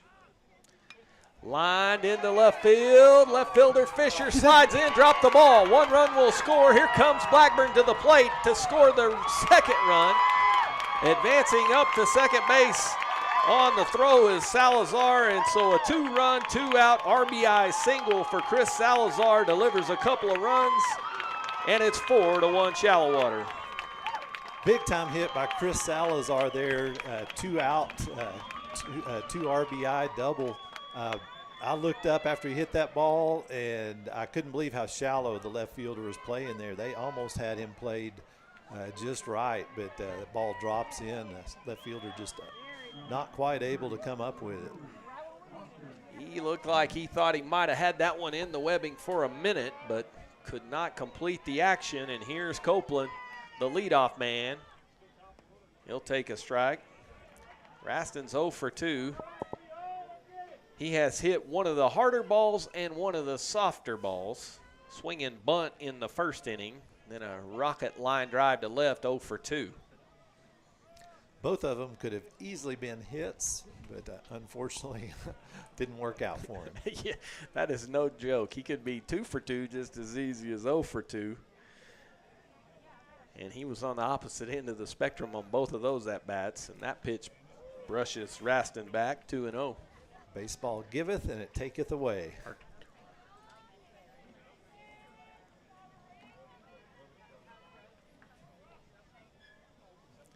The wind and the pitch, Copeland fouls it back.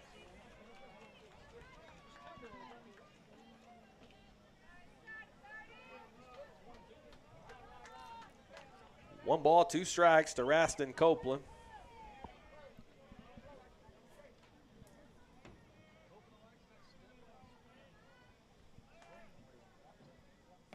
That one upstairs evens it up, 2-2.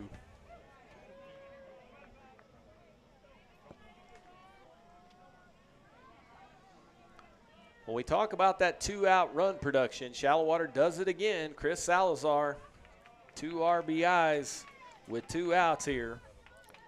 I believe he did that on a 1-2 count as well. He was down in the count early.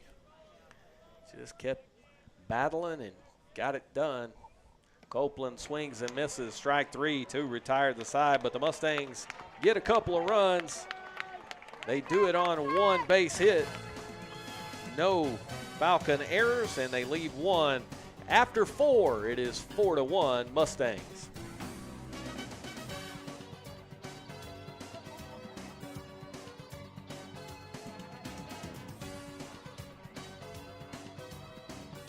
Gatherings or construction projects, big or small, call the experts at Forza Site Services. We provide sanitized portable restrooms and hand wash stations for all occasions.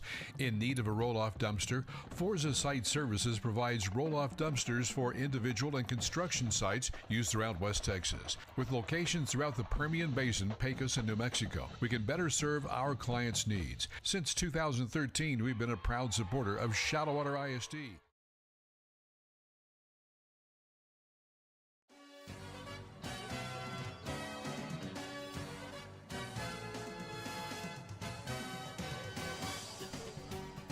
We go to the fifth here at First United Park in Woodrow, Texas, home of the Lubbock Cooper Pirates, where today the Shallowater Mustangs have invaded, and they have a 4-1 advantage over Bushland here. Falcons set to send 8, 9, and 1 to the plate. So Shallowater able to scratch across a couple of runs. The Falcons starter, Ganon Melvin, has been rather, rather impressive, and he has kept these Mustang hitters off balance, kind of limited some damage. He sure has. Donnie, we're going to see some defensive changes here. Looks like Moore is going to stay out of the game. That's Izzy Ward, who came in and pinch ran for him. He's going to stay in. He's going to come in at second base, and Cutter Watson's going to go out and play some right field. We've seen the Mustangs do this earlier in the season for a couple of games.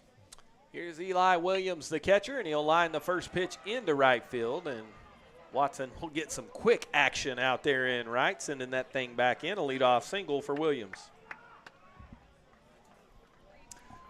That'll put Izzy batting in that 5 spot. A sophomore that hasn't got a whole lot of at-bats, but a guy you've heard me say before has some really good pop to his bat.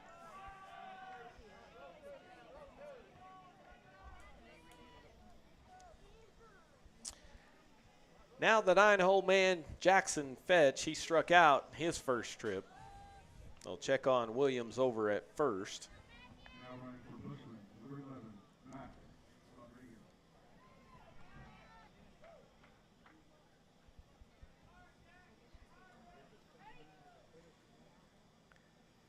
Haney's first pitch in there for call strike 1.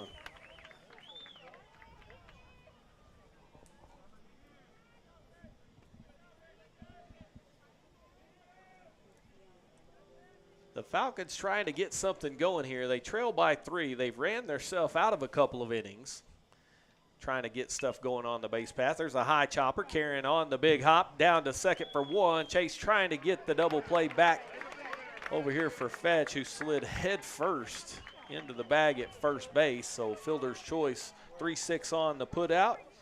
1 away and a runner still at first base as we go back to the top of the order with the second baseman, Gavina.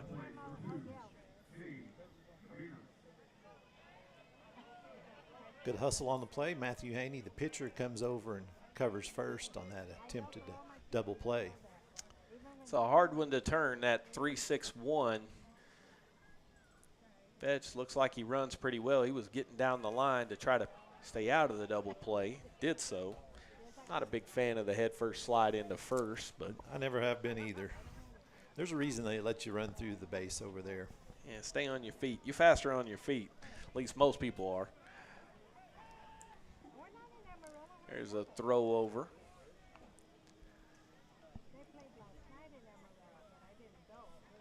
Gavina has singled and popped up to Karen. 1 for 2, scored a run back in the 3rd inning. High chopper down the third baseline. And nice play there from the Falcons head man. Fire it back into play. See there, Huff, that's how you do it. Wasn't quite the pace, though, Huff had to deal with.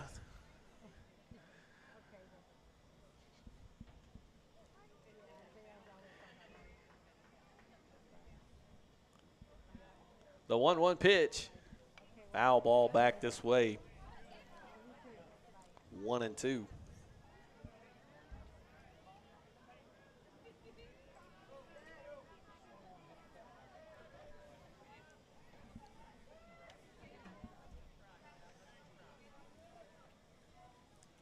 The The 1-2 pitch just off the outside corner, 2-2.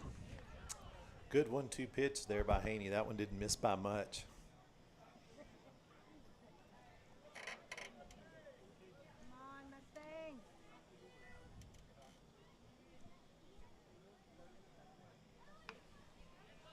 Fouled away at the plate. Battling is Gavina. As we mentioned earlier, we've got one series in the region that's already complete with Idlew taking out Denver City. We've got one series that hasn't even started yet. Brock and Holiday don't get going until 7:30 tonight is their scheduled start for game one. Yeah, and Holiday threw a wrinkle in everybody's bracket as everybody had that one destined to be Brock and Jim Ned in a big heavyweight duel, and Holiday took care of that as Gavina lines that pitch into left field for a hit. Salazar will have to go towards the corner to get it. Good job by Chris to get over and keep that thing from going to the wall, and it'll keep the runner at second base. As Fetch moves up to second on the base hit, Gavina will be aboard at first, and Stratton Malloy, the right fielder. Now, Malloy walked in the first, was retired on the nice throw by Moore that ended the inning, cut him down at third base, but then he hit a big double into the left center field gap his last time up.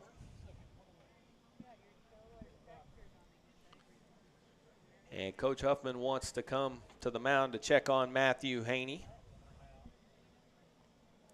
That base hit from Gavina, just the 5th hit allowed here today by Haney. 3 walks, 4 strikeouts today for Matthew. Through 4 1/3.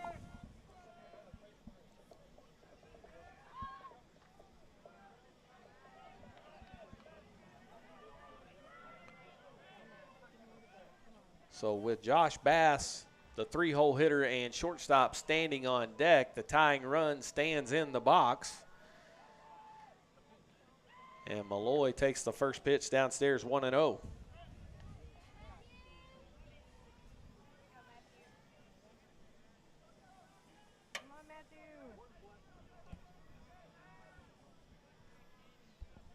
Haney check on the runner at second. There's the breaking ball, stays upstairs. 2 balls and no strikes.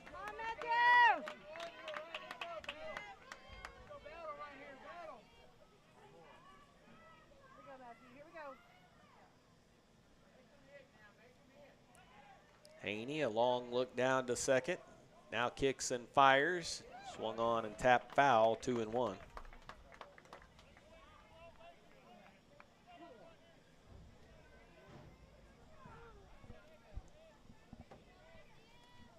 Matthew in about the mid-80s on his pitch count right now. 2-1 pitch, swung on and missed, 2-2. Good cut there from Malloy. He was shooting for the downs, it looked like. Trying to tie this thing up with one swing. 2-2 pitch. Swung on and missed, strike 3. Throw to third. Hold on, he's calling it out at the plate. I did watch the umpire that time. There were runners on first and second, so what are we calling here? Well, what should have happened, runners on first and second, so we should have put the tag on him there. Yep. If Houston puts the tag on him, it's an out. But that runner, he was out at the plate. Drop third strike is not in effect in that situation. Yep, strikeout on Malloy with the runners occupying first base. He could not advance up, but the runners do advance on the wild pitch. So Gavina moves into scoring position at second. Fetch up to third base. 2 down. And here's Bass with a couple of ducks on the pond. That strikeout for Matthew Haney, his 5th of this game. I saw the plate umpire had to call strike 3, but then when they made the throw down to third, the third base umpire called him out too. So had me a little perplexed there as to what happened. And I'll be honest, I missed a couple of swings and misses today. So 2-0 to Josh Bass here.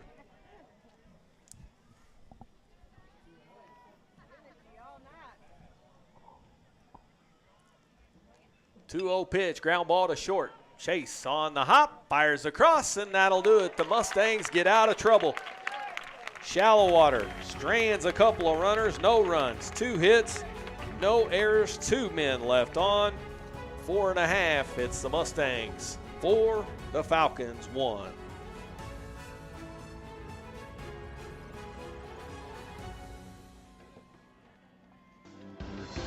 If you're thinking of getting a new car, stop in and see us about an auto loan. Line up your money first, then go out and bargain like a cash buyer.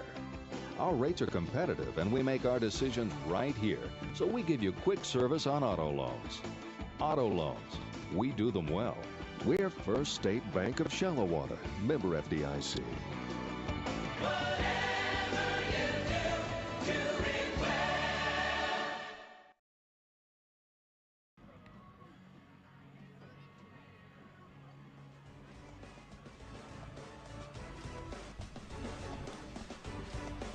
Welcome back to First United Park. Donnie Hart and David Blackburn. And man, David, the Mustangs got themselves out of trouble there. That was some dicey situations for a minute. And Matthew Haney battled out of trouble. Did. Good job of Matthew sticking with it there, throwing strikes, letting his defense play behind him. You know, we were talking a little bit in the break. This game, too, obviously, anytime you get a chance to take advantage of an elimination game, you try to do so. And Shallowater with an opportunity here to close out the Falcons. But it becomes even more important now when you see kind of what has happened and transpired in this game, because you and I both talked in the game in the pregame about how much pitching this team has, but the third game starter was projected to be Ganon Moore, but who knows what's going on in that dugout if he would be available to start Game 3. Right, with him coming out of the game, that would definitely be up in the air if there were to be a third game. So just more important for the Mustangs to go ahead and get some more runs here, expand that lead, and try to finish the Falcons off here in Game 2. Absolutely, and Brant Carter will stand in. He has singled and grounded to second, 1 for 2 today. He scored a run back in the first inning. So 2, 3, and 4 up for the Mustangs here in the bottom of the 5th. Melbourne pitches upstairs, 1-0.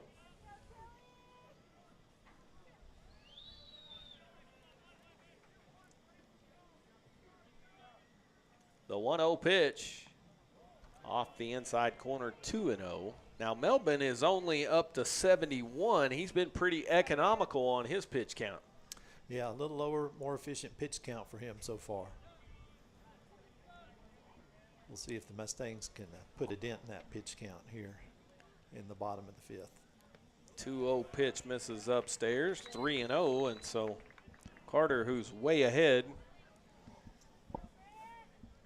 This is about where the Mustangs really got their bats going last night, 5th inning. 6-run 5th last night. And the leadoff man's on after a 4-pitch walk from Melbourne. Third free pass allowed by him, excuse me.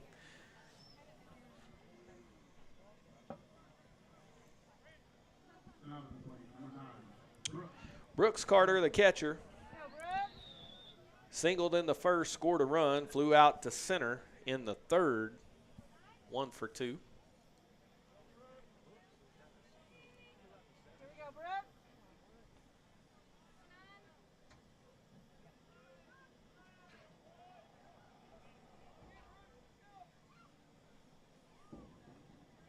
Melbourne from the stretch, just off the outside corner. Falcons held that thing up there. Williams wanted that pitch. He left it up there for the umpire to have a good look at it, didn't get the call. I think that was another one of those pitches in the upper part of the zone that these umpires both nights have just not called either way. 1-0 pitch, catches the outside corner, 1-1.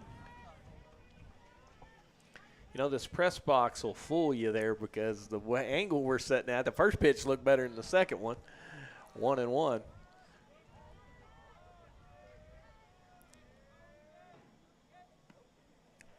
Off the outside edge, 2-1. Looks like the Falcons trying to stay away from Brooks. Yeah, they're just trying to nibble at that outside corner. Brooks, one of the better hitters on the team at going opposite field with it. If they give him a strike, he can handle it. 2-1 pitch is outside. 3 balls and 1 strike.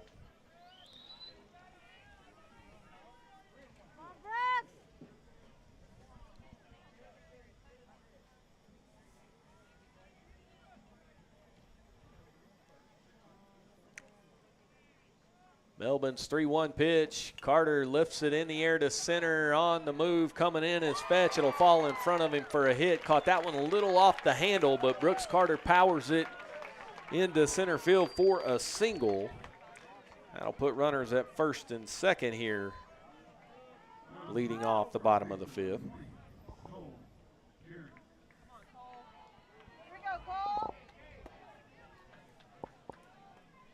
Puts the Falcons in another situation here where they'll pitch to Cole. They do have a base empty, but if you're the Falcons, I don't think you want to load them up with nobody out. Karen walked in the first, grounded sharply to third in the 3rd inning, and that one foul over towards the first base dugout. 0-1. That ball Karen hit back in the 3rd inning, it was a missile. Jaco made the play on his show. He didn't have much choice, though. It was either catch it or wear it, right? I'm not sure he saw it, but he got it. One of those where you just kind of put a glove out there and hope you get it. 0-1 pitch. High fly ball to center field. Fetch makes his way back, has plenty of room, makes the catch, tagging and moving to third base is Carter. So Brant Carter has moved up to third. Brooks will be at first. They check on the runner at second base, and they're going to call Brant Carter out and say he left early. I was afraid of that. We're lined up right here with it, and I was afraid he left just a little bit early. So Carter is out on the force at second. Coach Huffman will make his way out to speak with the second base umpire. He's had a couple of questions regarding some calls made down there at second base today. He's going to say what exactly happened. So you're going to get a force out on Carter at second, the fly out from Karen. So 2 outs here.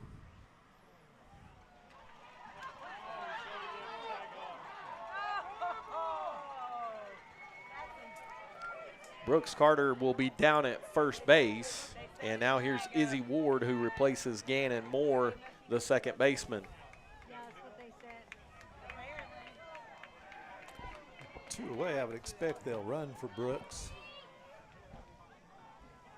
And now Coach Huffman's going to call time and get that courtesy runner out there. Yep, here comes Ryland across the way. Now Ward has appeared in 14 games on the season, hit .394. The home run and 11 RBIs. Also got some action in the first series against Dimmitt, 1 for 4 in the playoffs. Throw over to check on Ryland. A couple of guys on the field over at first, and here at home we'll see for the next few years with freshman Ryland and sophomore Izzy. That pitch skips away from the catcher Williams, but no action from Ryland. Just an unfortunate out there, but Brant did just get a little bit of a head start on that tag. 1-0 pitch. Inside, 2 balls and no strikes. There's a soccer ball on the field. Well, where's Beckham? Doesn't feel like soccer season in West Texas. Don't they play that when it's like ice cold in the worst time of the year? This is too warm for soccer. Have a heat stroke chasing that thing around. Too much running. 2-0 pitch. Call, strike 1.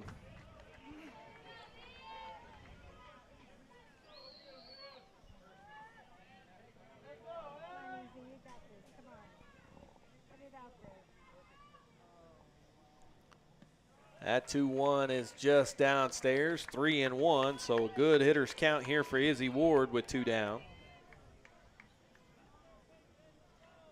Come on, you got this. Come on, number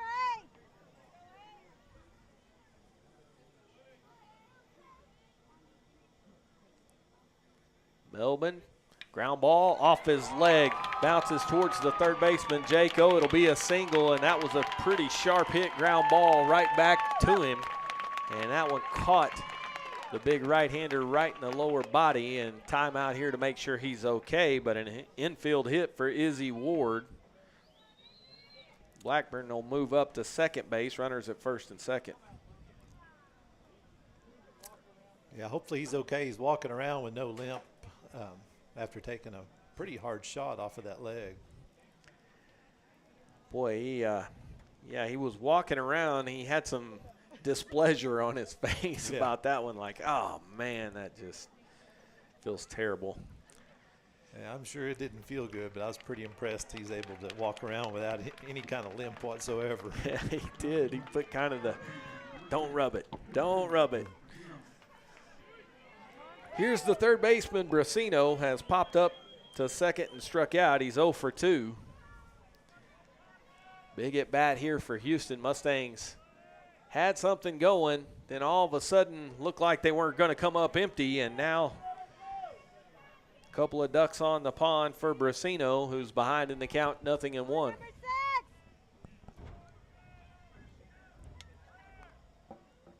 That pitch hits Houston on the wrist. That's not good. Don't like it when they catch them on the bones like that. Brasino makes his way down to first base, and let's see. Looked like his left wrist. Yeah, made a good thud. We're behind a pretty much soundproof glass here, and that one you could hear ricochet off of that left wrist. And Jeremy Davis getting a workout in today. He's going to go over to first base and check on Brasino, who is aboard at first, and that'll load him up. And it looks like we may have pitch and change here. At least it's a mound visit. Yeah, they're going to go ahead and make the change. Yep, they're going to make the switch. They're going to go to Jaco, the third baseman. So Melbourne's day is done. Dawson Jaco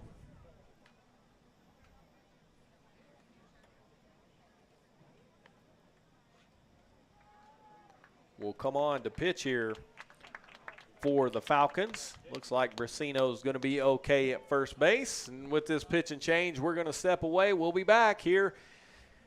Mustangs trying to get a 2-out rally going on the Shallowater Sports Network. For more than 60 years, United has called West Texas home. It's from here that we operate 94 stores across the region. Look, and you'll see United employees all around you, supporting other local businesses, your businesses, and giving their time and energy to help our efforts to make this the best place to live and work.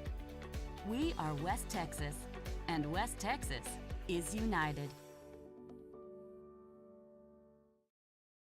Private gatherings or construction projects, big or small, call the experts at Forza Site Services. We provide sanitized portable restrooms and hand wash stations for all occasions.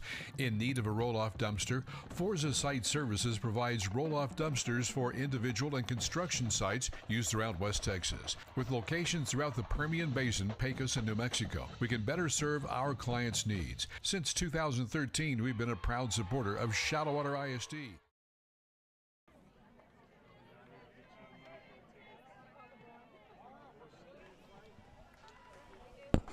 Welcome back. Pitching change puts Dawson Jaco on the hill.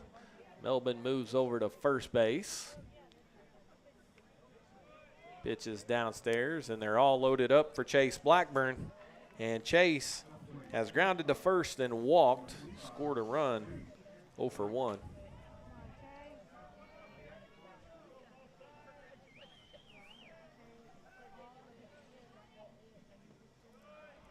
1-0 pitch is off the plate. 2 balls and no strikes.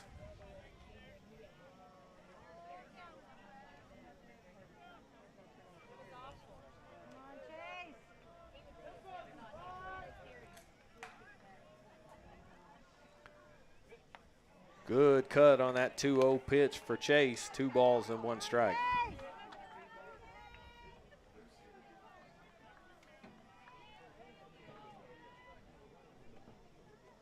2-1, fouled away, evens it up at 2-2. Couple of good cuts there from Chase.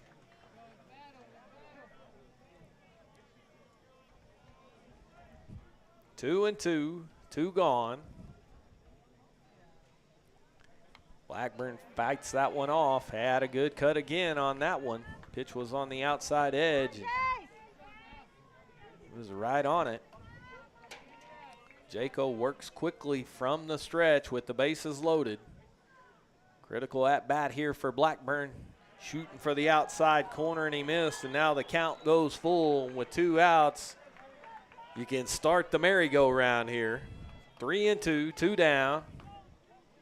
Everybody's going.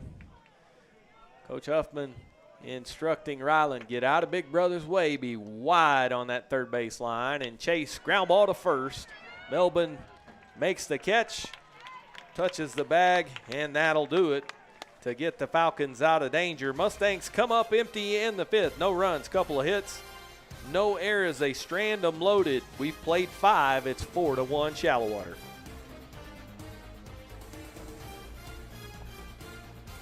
Andress Brothers Roofing, we nail it every time. We do one thing and we do it well. Since 1981, yes, time does tell. It's not just a house, it's your home. For quality work, we stand alone. Andress Brothers Roofing, we nail it every time. Quality guarantee. Andress Brothers Roofing. Every time.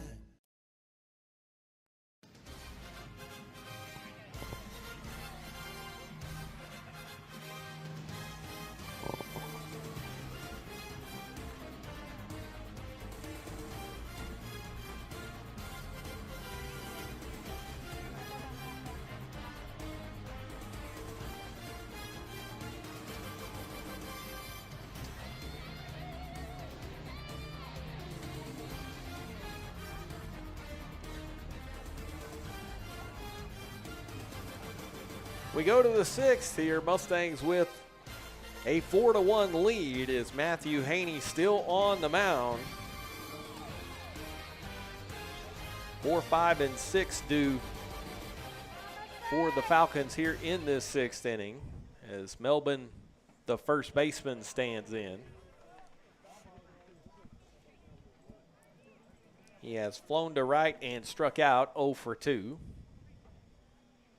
The 1-0. Good curveball, 1-1.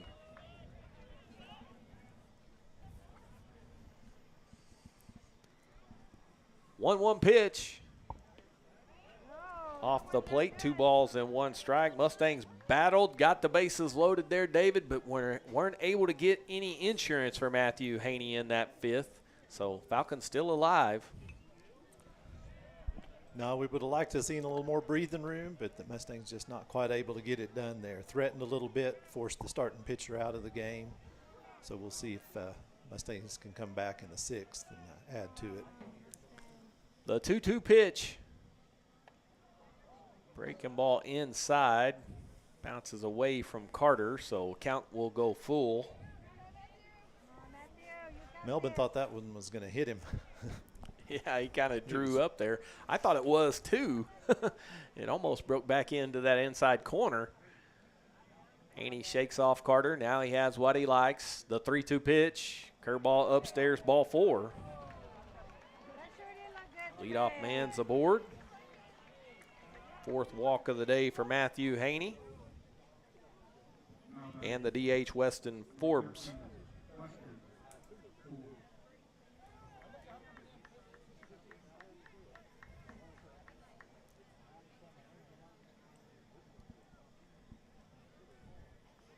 Forbes has lined to 3rd and walked.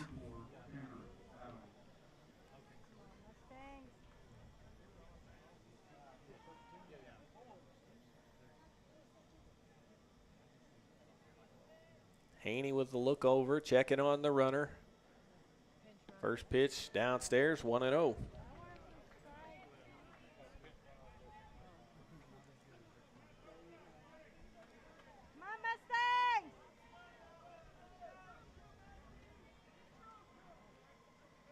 One ball, no strikes. They count on Forbes, and that one outside, 2-0. Pitches piling up here a little on Matthew, 98 so far.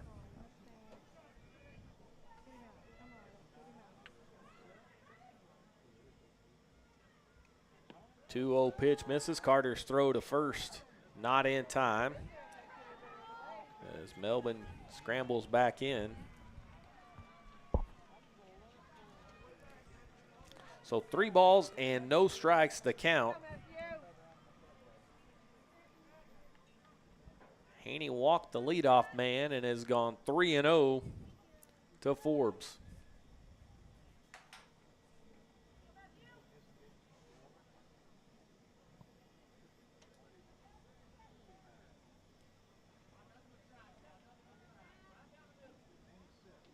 Ball in the dirt, ball 4. Back-to-back walks here.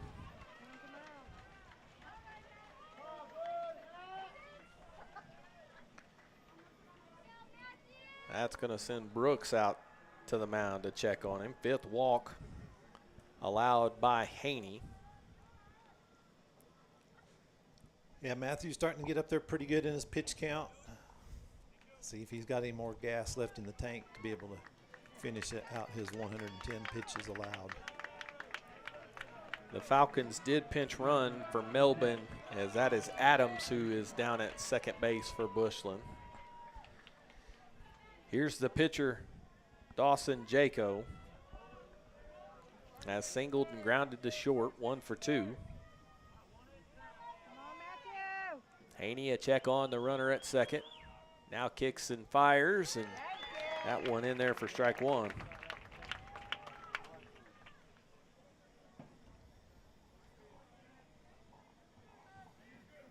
Little tense situation here for the Mustangs as they try to work themselves out of traffic, or out of trouble again. Carter catches that one high, and again walking out towards Haney as those Falcons runners are way off the base pass there. Seems like they're almost trying to attempt to throw down there, especially over at first. That runner was, he was a third of the way off that base. He sure was. He was almost halfway in between Izzy and Cole over there on that first baseline. Breaking ball outside. Carter with a little bluff. 2-1. Haney over 100 pitches now.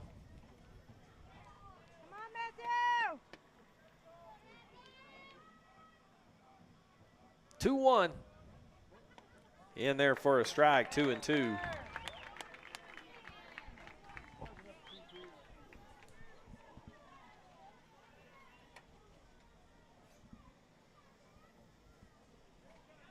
Nobody out, 2 men on, top of the 6th.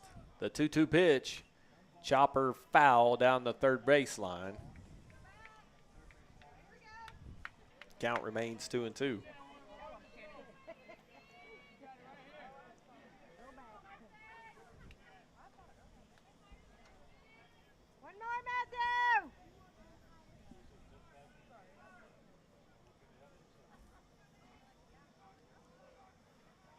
Matthew Haney's 2-2 pitch. Runner goes, is in the dirt. It'll skip away from Carter. Runners move up.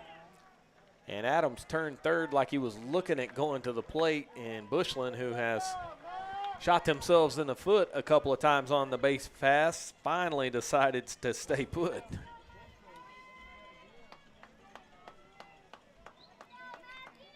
Count is all full, nobody out.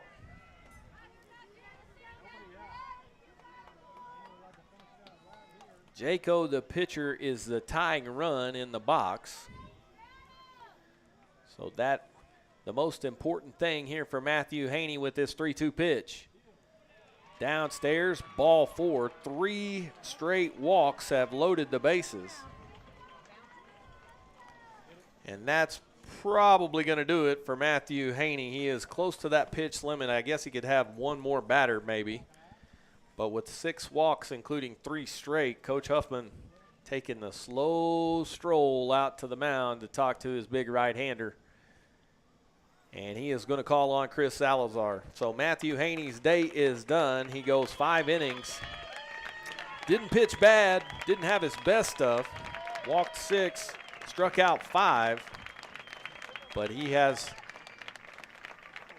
allowed a run and it leaves with the bases loaded. So Salazar comes into a miserable situation. Nobody out, bases loaded when we come back on the Shallowater Sports Network. Our financial world seems to be forever changing, and that's why you need quality, personalized financial advice. Bennett & Trice, PLLC, provides individual and business clients with expertise that range from taxes, management, and accounting services to more in-depth services such as compiled and reviewed financial statements and litigation support. Bennett & Trice, 6807 Indiana Avenue, Suite 200. Call them today at 806-589-5111.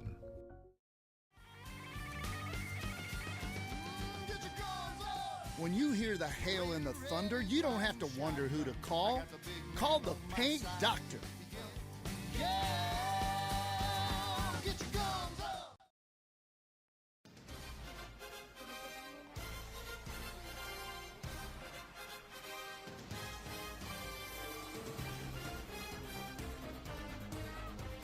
Welcome back.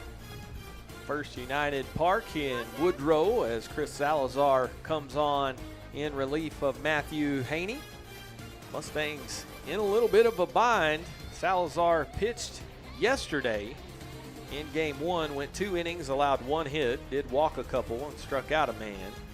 Didn't allow a run in that appearance, so he had a pretty good, solid outing to end game 1. He will try to get the Mustangs out of trouble here. Shallowater with a 3-run lead, so the tying run is aboard. Rylan Blackburn checks into the game to play left field. And Salazar replaces Haney, the pitcher. So put Blackburn into your scorecard in place of Haney in the batting order. He is being hit for by Brant Carter. And Clayton Fisher, the left fielder, with them loaded. And nobody out is representing the go-ahead run.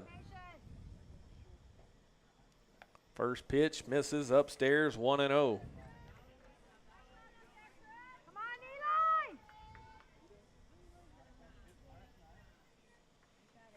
The 1-0 pitch shows bunt, pulled it back, 2-0.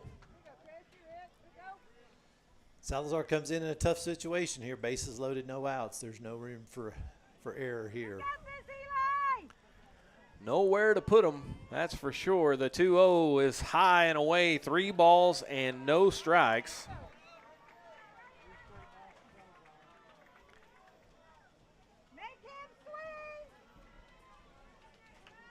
And I'm not real smart, but I bet money the take sign is on here. The 3-0 pitch right down the middle, strike 1. 3-0 curveball there, Donnie. Well, yeah. The game has certainly changed, but 3-0 pitch misses upstairs. Ball 4, it'll walk in a run. So Adams, who had pinch run for Melbourne, scores a run. Fisher moves down to first base. They're still loaded. There's still nobody out. It is now 4-2, and the tying run is in scoring position. And the catcher, Eli Williams, who has struck out and singled, 1 for 2.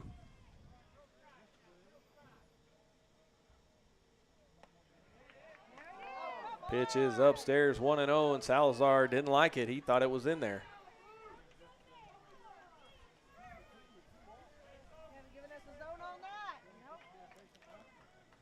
Zone is really tight. The 1-0 pitch, tap back to Salazar. Can't make the play. It's past him. Ward charges. A run is in. He'll get the out at first. Here comes another man to the plate. And Karen's throw cuts him down.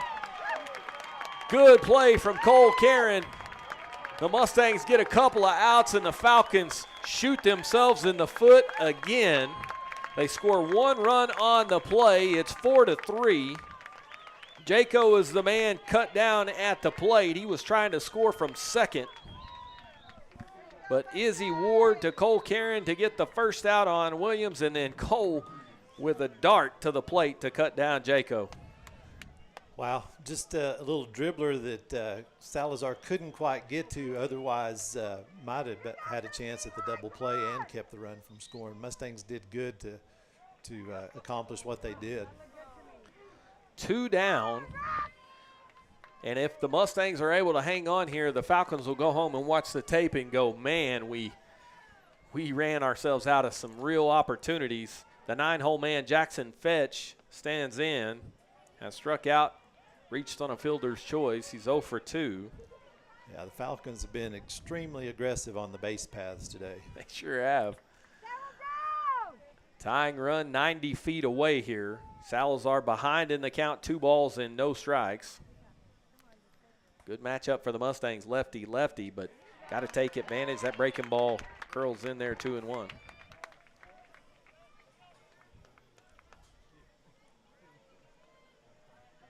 Take your time. 2-1 pitch, swung on and missed.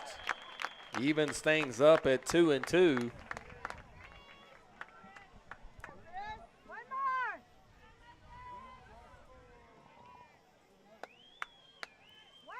Salazar backs off, takes his time, peers in. Now he has what he likes. The 2-2 pitch. Lifted in the air to right field and deep. Back is Watson. Under it to make the catch, to retire the side, and the Mustangs escape with a 1-run lead. We go to the bottom of the 6th. It is 4-3 Shallowater.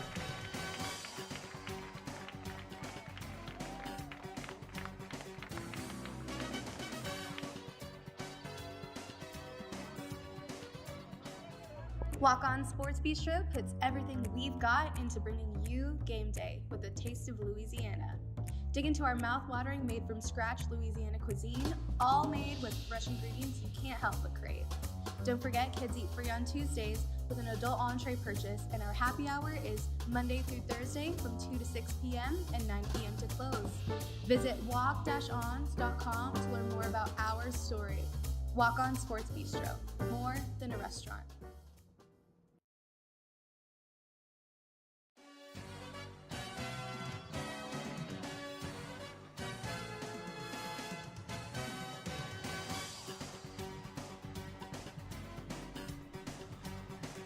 Welcome back to First United Park. Well, the Mustangs get out of trouble. They had themselves in real jeopardy there in the 6th inning, and they survived it. The Falcons did scratch across a couple of runs, 2 runs, did it without a hit.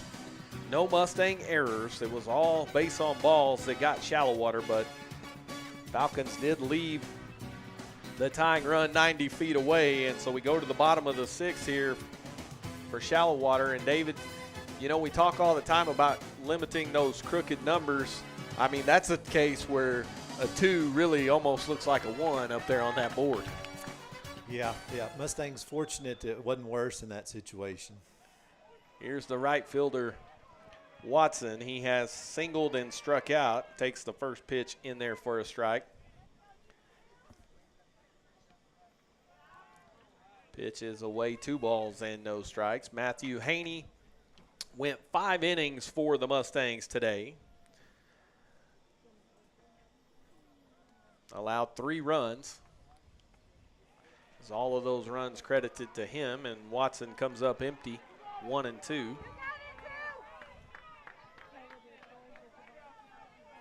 Just 5 hits, 6 walks, and 5 strikeouts for Haney.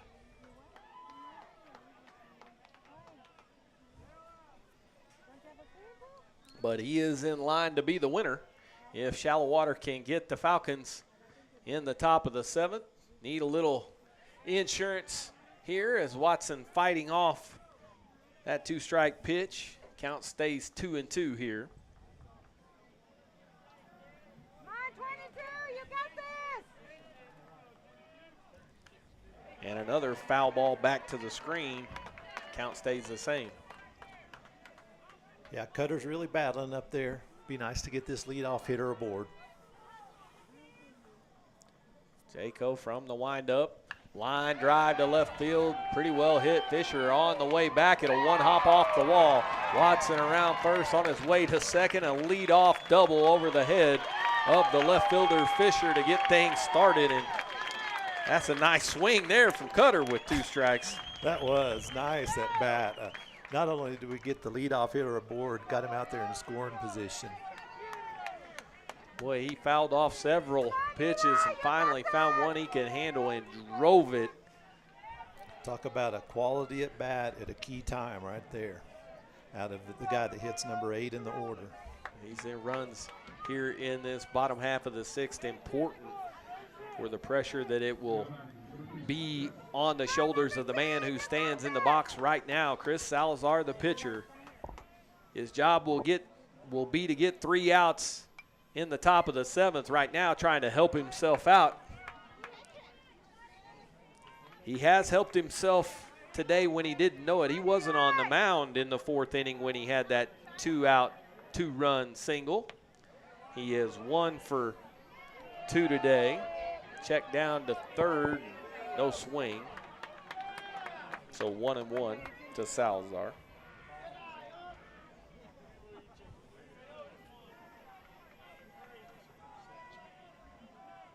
1-1 pitch off the outside edge, 2 balls and a strike.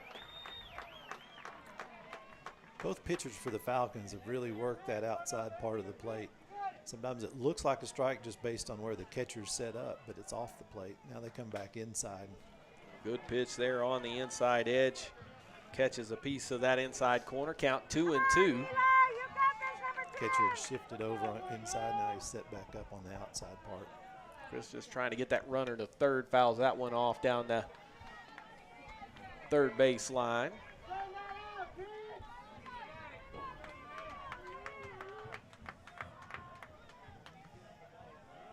Two-two pitch.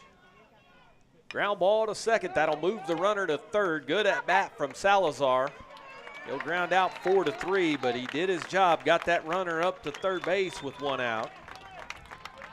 Yeah, big at bat there by Salazar. Even though it's an out, the last thing you want in that situation is a strikeout. Ground ball is perfect in that situation. Even though you get the out, you move the runner over to third. Now a deep fly ball can score him on the tag. Falcons are going to bring the defense in. Infield is in for the leadoff man, Copeland. He has grounded out on a swinging bunt to the catcher. Takes the first pitch for a strike. Hit a rocket to the left fielder Fisher in the second and struck out. He's 0 for 3.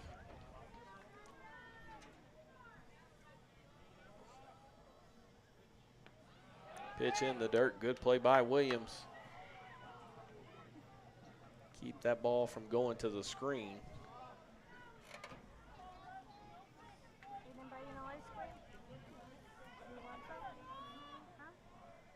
One and one the count.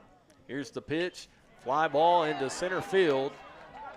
And past the center fielder, it's going to score Watson. And now here we go. Copeland puts on the Jets. He'll hit second. On his way to third. Raston being waved to the plate. Long throw from the outfield, not in time. And that's what happens when one goes past the outfielder. Fetch couldn't make the play on it. And Raston Copeland goes the distance, basically, the route around the bases to score a couple of runs for the Mustangs. Second inside the park home run of the year for Raston. We saw him do that over in Seminole in a non-district game earlier in the year when that center fielder laid out and that ball went to the wall. It was just a track meet at that point. A 2-run inside the park homer for Raston Copeland. And it could not have come at a better time, I'm telling you. That will give Salazar a 3-run cushion, and Mustangs not done here. Just 1 out, and Brant Carter stands in. Here we go, Brant. Here we go. Singled, grounded out to second, and walked.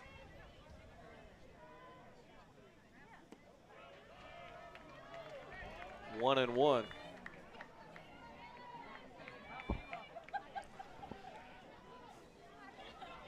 Falcon pitchers work real quick. This one works a little too quick for Brant's taste. Stepped out. Yeah, they are trying. He is trying to quick pitch him a little bit there. Grant stands in with that left hand up, the 2-1. Ground ball right back to the mound. Jaco makes the play. Throws over to first, 2 down.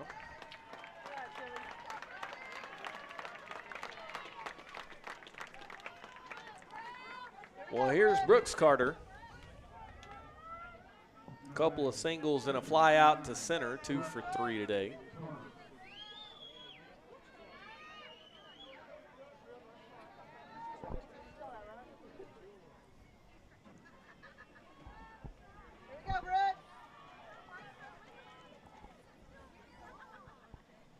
Brooks will take the first pitch upstairs, ball 1.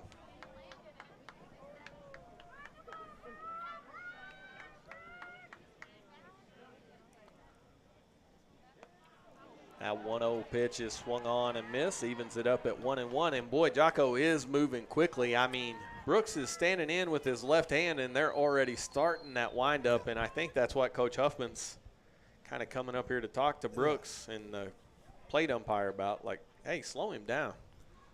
Yeah, Brooks is trying to accomplish that. The umpire's just not giving him the time. Yeah, that was the come up here and that a boy pat on the back for Carter Moore to get close enough to have to be able for that home plate umpire to hear him, I think, more than anything. The 1-1, foul ball down the left field line. 1-2. I like how he did that. That's kind of, you know, you're not showing him up, coming up here to talk to your guy, but there's a high drive to right field and deep, headed to the alley. It'll one hop and go to the wall. Carter has a double at least. He'll turn and head to third, and Brooks Carter slides in safely with a 2-out triple. Nice piece of hitting there by Brooks. Wow. Well, the Mustangs have put together some action here in this 6th inning. They are trying to deliver that insurance that Salazar might need. Karen, the cleanup man, stands in.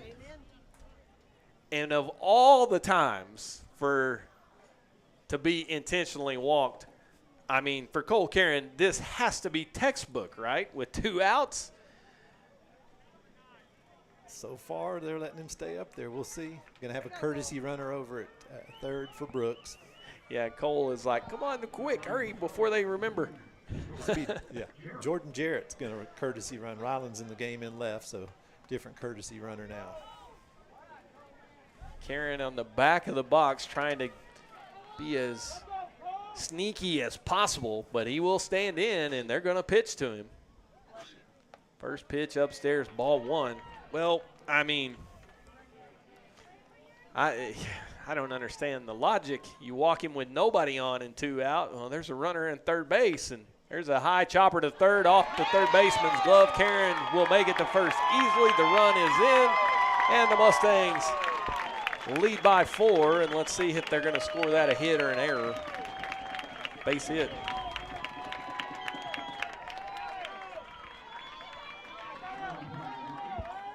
RBI single for Karen. 7-3, a 4-run Shallowater lead.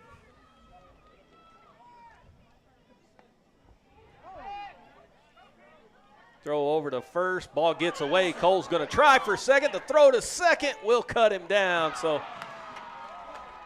Cole maybe feeling his speed a little too much there. Is cut down at second base, but the Mustangs did deliver that insurance they so desperately needed. A 3-run bottom of the 6th puts Shallowater 3 outs away. We head to the top of the 7th, Mustangs by 4 on the Shallowater Sports Network.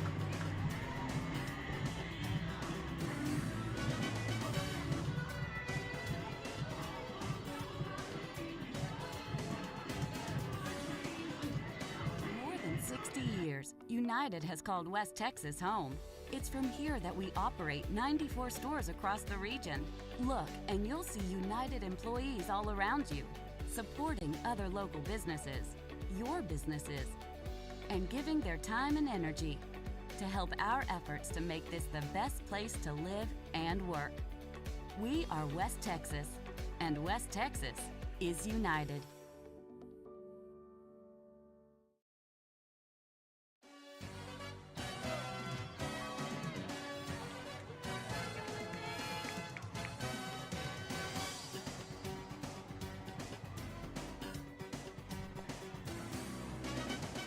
We head to the top of the 7th. Mustangs need 3 outs.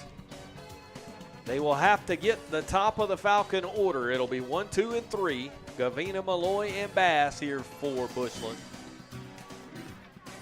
7-3 is your score. For Shallowater, 7 runs on 10 hits. For Bushland, 3 runs on 5 hits. Neither team has committed an error, and the first pitch in there for a strike. David, has your heart rate gone down at all yet? Not yet, Donnie. The 0-1 pitch, ground ball to short. Chase on the hop, fires across, one gone. We were talking about that during the break. There's just not much more tense than a close ball game like this, especially when you're trying to close out a series and just advance in the playoffs. It's pretty tense up here. That'll bring up Malloy, the right fielder. I can't imagine the grief you're in. He has walked, doubled, and struck out, and takes that one in there for a strike. I was telling David a little bit, I call these my daughter's basketball games some. That pitch fouled back. But that action happens pretty quick with this baseball. There's a lot of just stand around and suffer. Sure, there sure is. And I feel for Chris's parents right now and the stress they're under. The 0-2 pitch is upstairs, and Salazar looks like here. No, I'm not saying that. I'm not saying it. I'm not putting the jinx on him in the top of the 7th. I don't know what I was thinking about there. Had a thought, but I'll say it after we get these 3 outs. That pitch upstairs. See there, David, I'm a team player.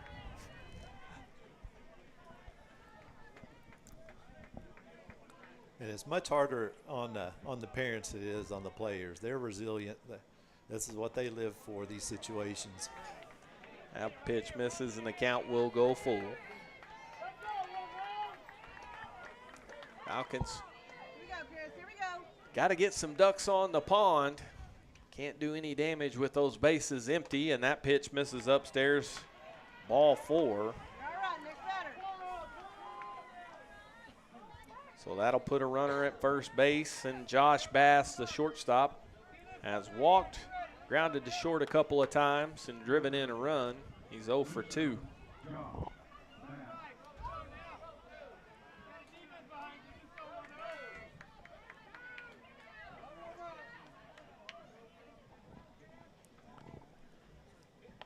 First pitch swung on and missed. Those are the second free pass allowed by Salazar here.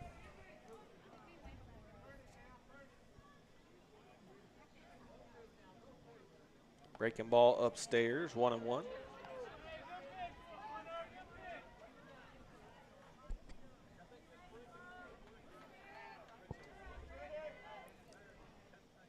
One pitch misses high, 2-1, and Brooks will slowly walk out there and say, all right, you're good. No worries. This guy can't hurt us either. Not yet. That 4-run cushion. So come after him, put him in play. Throw over to first and almost caught Malloy sleeping. A good, quick little snap throw. Almost got him.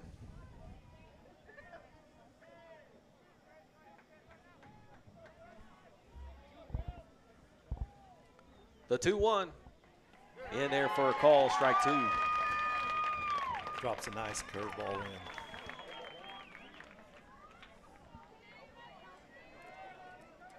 Sometimes I think when they're struggling with control for these Mustang pitchers, that curveball seems to be the pitch they go to. Hard hit ball past a diving Bracino out into left field for a hit. So Bass is aboard. Runners at first and second. One man out for the cleanup man, Cannon Melbourne.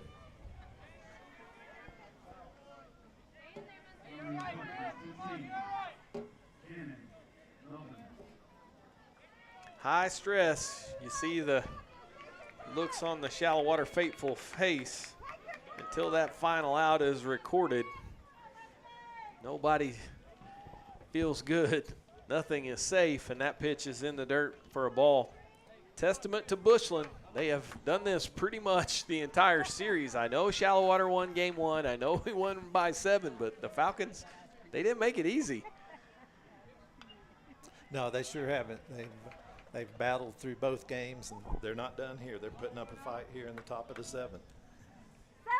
Hey, you would wish they would just start thinking, man, let's just, catch a roses and head on back to Amarillo, but they're trying. These at-bats, they're taking their swings, and there's another ground ball base hit into left that'll load them up. The stop sign goes up for Malloy to hold him at third.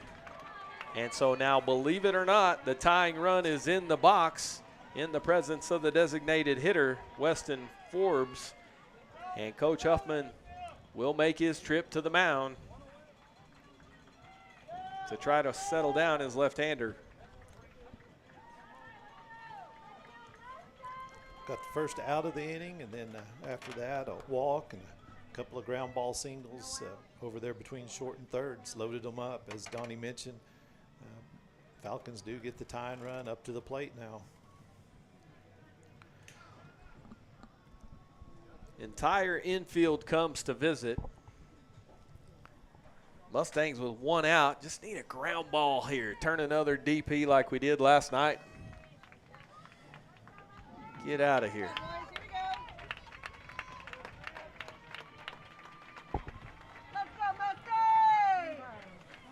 Forbes bats from the left side, so it'll be tough to double him up. He's a little closer down that first base line from that right field side of the plate. Left-hander's batter's box, but a lefty-lefty matchup favors the Mustangs here, and a breaking ball curls in for a strike.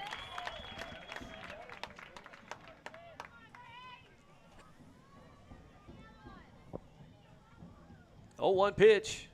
Ground ball to third. Brasino coming to the plate, threw it in the dirt. Great play by Carter to dig it out. Did it with the catcher's mitt, too. Brasino pats his chest, says, my bad, but Brooks Carter hangs in there at the plate and makes a huge defensive play, 2 down. Wow, I'll say it again. That huge is an understatement, Donnie, right there. Keeps the run from scoring most, and gets that out. That's the big thing right now, is getting the out there. Bases will stay loaded. Now they're going to question that play. The Bushland coach came down the line to tell the plate umpire he bobbled it. Now they will have a meeting to determine whether or not Brooks caught that thing cleanly. Brooks seems pretty confident. He's fist bumping and patting people on the head. I don't think he's too worried about it. He felt like he made the play cleanly. There will be a discussion, and they will say, yep, we're staying with it. It's an out. And Carter says, don't ever question me. Yeah, if you're the Bushland coach there, it's worth a look. Yep. You got a 4-man crew out there. I'd probably do the same thing. But as you noted, Brooks was very confident that he had it. Dawson Jaco, who is the pitcher, he started out at third base today. He has singled, grounded to short, and walked. Is the last hope here for the Falcons. He does represent, as we mentioned, the tying run. The first pitch inside for a ball.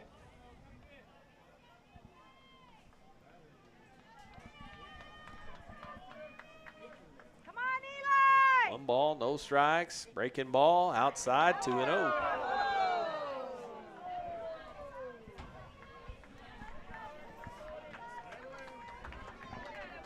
Salazar backs off the mound, takes a deep breath.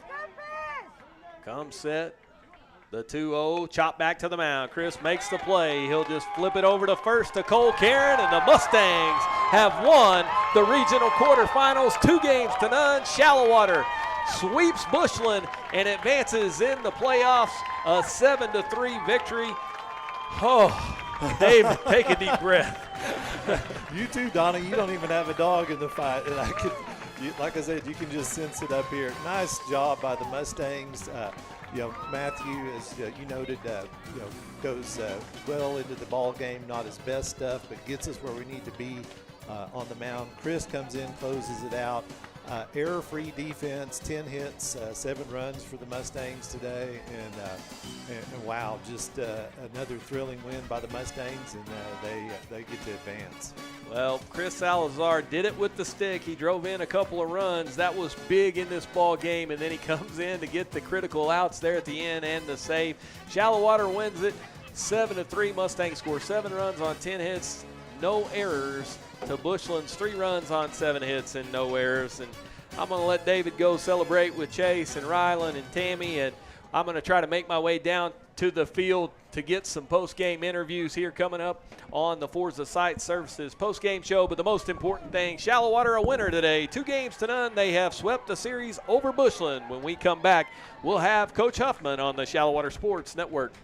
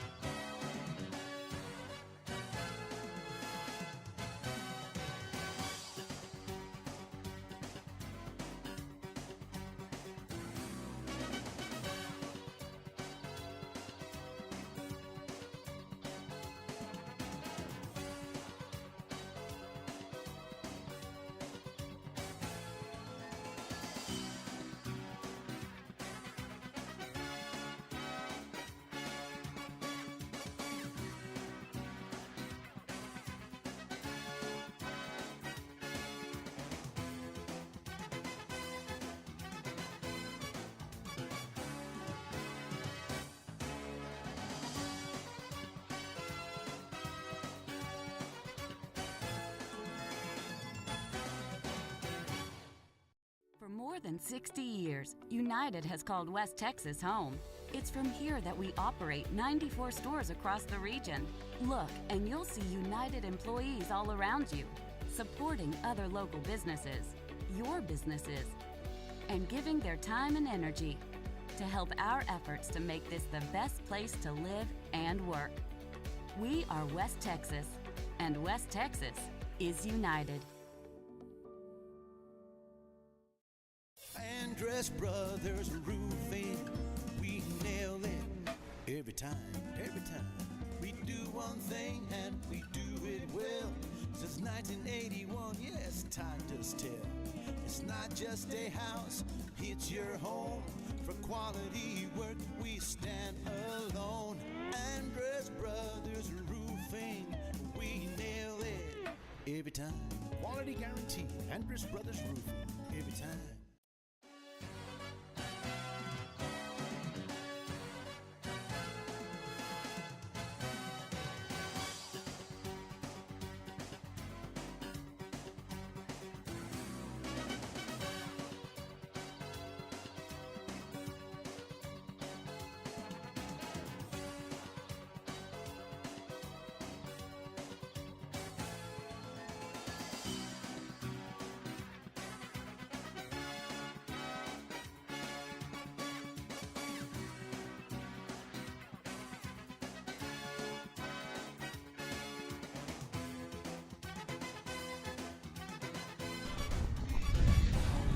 Hey. Welcome back. I'm Donnie Hart, Forza Site Services. Post-game show here with a couple of victorious Mustangs today, and what a ball game it was. Cutter Watson here, man. I'll tell you, you had a rocket out there to left. I thought you were going to leave the building, but you guys got after it today. It was a good baseball game, high intensity, and you were able to get the sweep. Just talk about the effort you guys had today to get the victory. We just had to battle back really hard. We've been working for this, so why not just keep fighting, get after it, and win. You know, these games, they keep being tougher and tougher and tougher. The opponents get better and better, and each at bat, each out are so critical. You guys had some adversity today, but you were able to compartmentalize, make the plays that you needed to. How are you able to stay in the moment and make the plays to get the victory? Just got to take it one play at a time and focus on what's going on. So the Mustangs get past the regional quarterfinals, over to the regional semifinals. You know, we won't know who the opponent will be. Will it be Bowie? Will it be Wall? Do we really care? And what do we need to do to get the victory in the next round? We just got to keep practicing hard and working what we want. Congratulations, buddy. Big win. Also joining me, the D&K Hunt Electric player of the game, Chris Salazar, drove in a couple of runs at the plate, then came up huge with the save on the mound. Chris, you know, they put you in a real enviable situation. You come on with the bases loaded, nobody outs. Talk about the mindset you have when you came up on the hill to get those outs and get the Mustangs the victory. I just came in here with confidence. I did it a lot last year coming as a sophomore, so it boosted my confidence up real good. Yeah, so talk about that a little bit. You've got some big innings last year in the playoff run, and so, you know, you've kind of become the fireman of this team. You get put in situations where there's a rally going, and you've had to come in and limit the damage, and you've done a great job with that so far in this playoff run. How is that, going to impact you as the stakes get higher and higher? I'm just going to keep working every day at practice. At practice, and me and my team, I'm confident with them behind me when I pitch up, and I just go out there and have fun. Yep, and last thing, you know, I ask all these guys kind of what's the feel of this ball club. I know you guys are really close. This is a tight-knit group. You know, just talk about what it's like in that dugout and how you guys pull for one another. Our dugout's really hype. We have so much fun. We just never stop the hype. So that's what makes us win this game, because we always have fun and have hype in the dugout. Great job. Chris Salazar, D&K Hunt Electric player of the game here, and also joining us is Coach Ben Huffman, the victorious head coach. Man, did you lose a few years off your life in that one? Well, that was the first thing I actually asked those guys was, hey, y'all just trying to kill me? But they did a great job. They responded. They battled the whole time. Because, you know, hats off to that Bushland team over there. They're a young squad, and they fight hard, and they never gave up and forced us to make plays. And I think that'll help us going forward throughout this little run we're trying to make. Yeah, you talk about that a little bit, you know, as we get deeper in this thing, the stakes get higher and higher, the teams get better and better. Each at bat, each pitch becomes so important. You know, you play a team like Bushland that really pushes you. Does it matter who we see in that fourth round? What, you know, are the opponents now all going to be basically the same? Basically what I told the kids was, from this point forward, everybody that you face is going to be good. But you are too. You've earned the right to be there, and so we just got to go back to the lab on Monday and get ready to go. Yep, so you get the 2 games to none sweep. The series is going to look like you guys totally smashed them. You didn't. They battled. We talked about that. But, you know, you made enough plays at the plate and on the hill to get the victory. But talk about the defense. You guys have been great defensively. No errors again today. You know, that was great. You know, the kids came out and they just found a way to make plays, you know, and I tell them all the time, just make the routine. Don't be fancy with it. Just make a normal play and we'll be okay.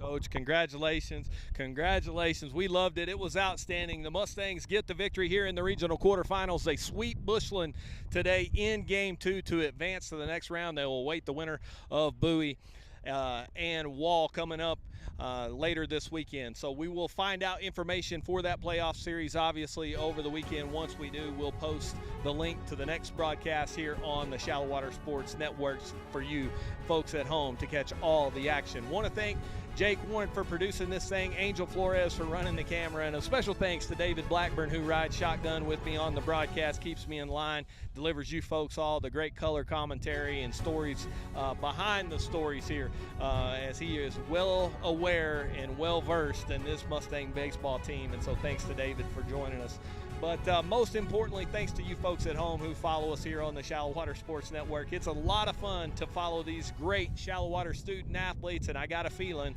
for this baseball team, the fun is just beginning. So for everybody involved, I'm Donnie Hart saying so long from Lubbock Cooper Mustangs. The winner today, they sweep the series. It's been a great day to be a Shallowater Mustang. So long, everybody.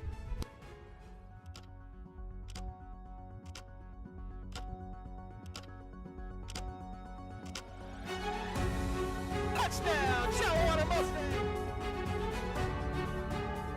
Jakari Davis, and he threw it out of the gym. We'll shoot the three. Nobody came to stop her, and Jenna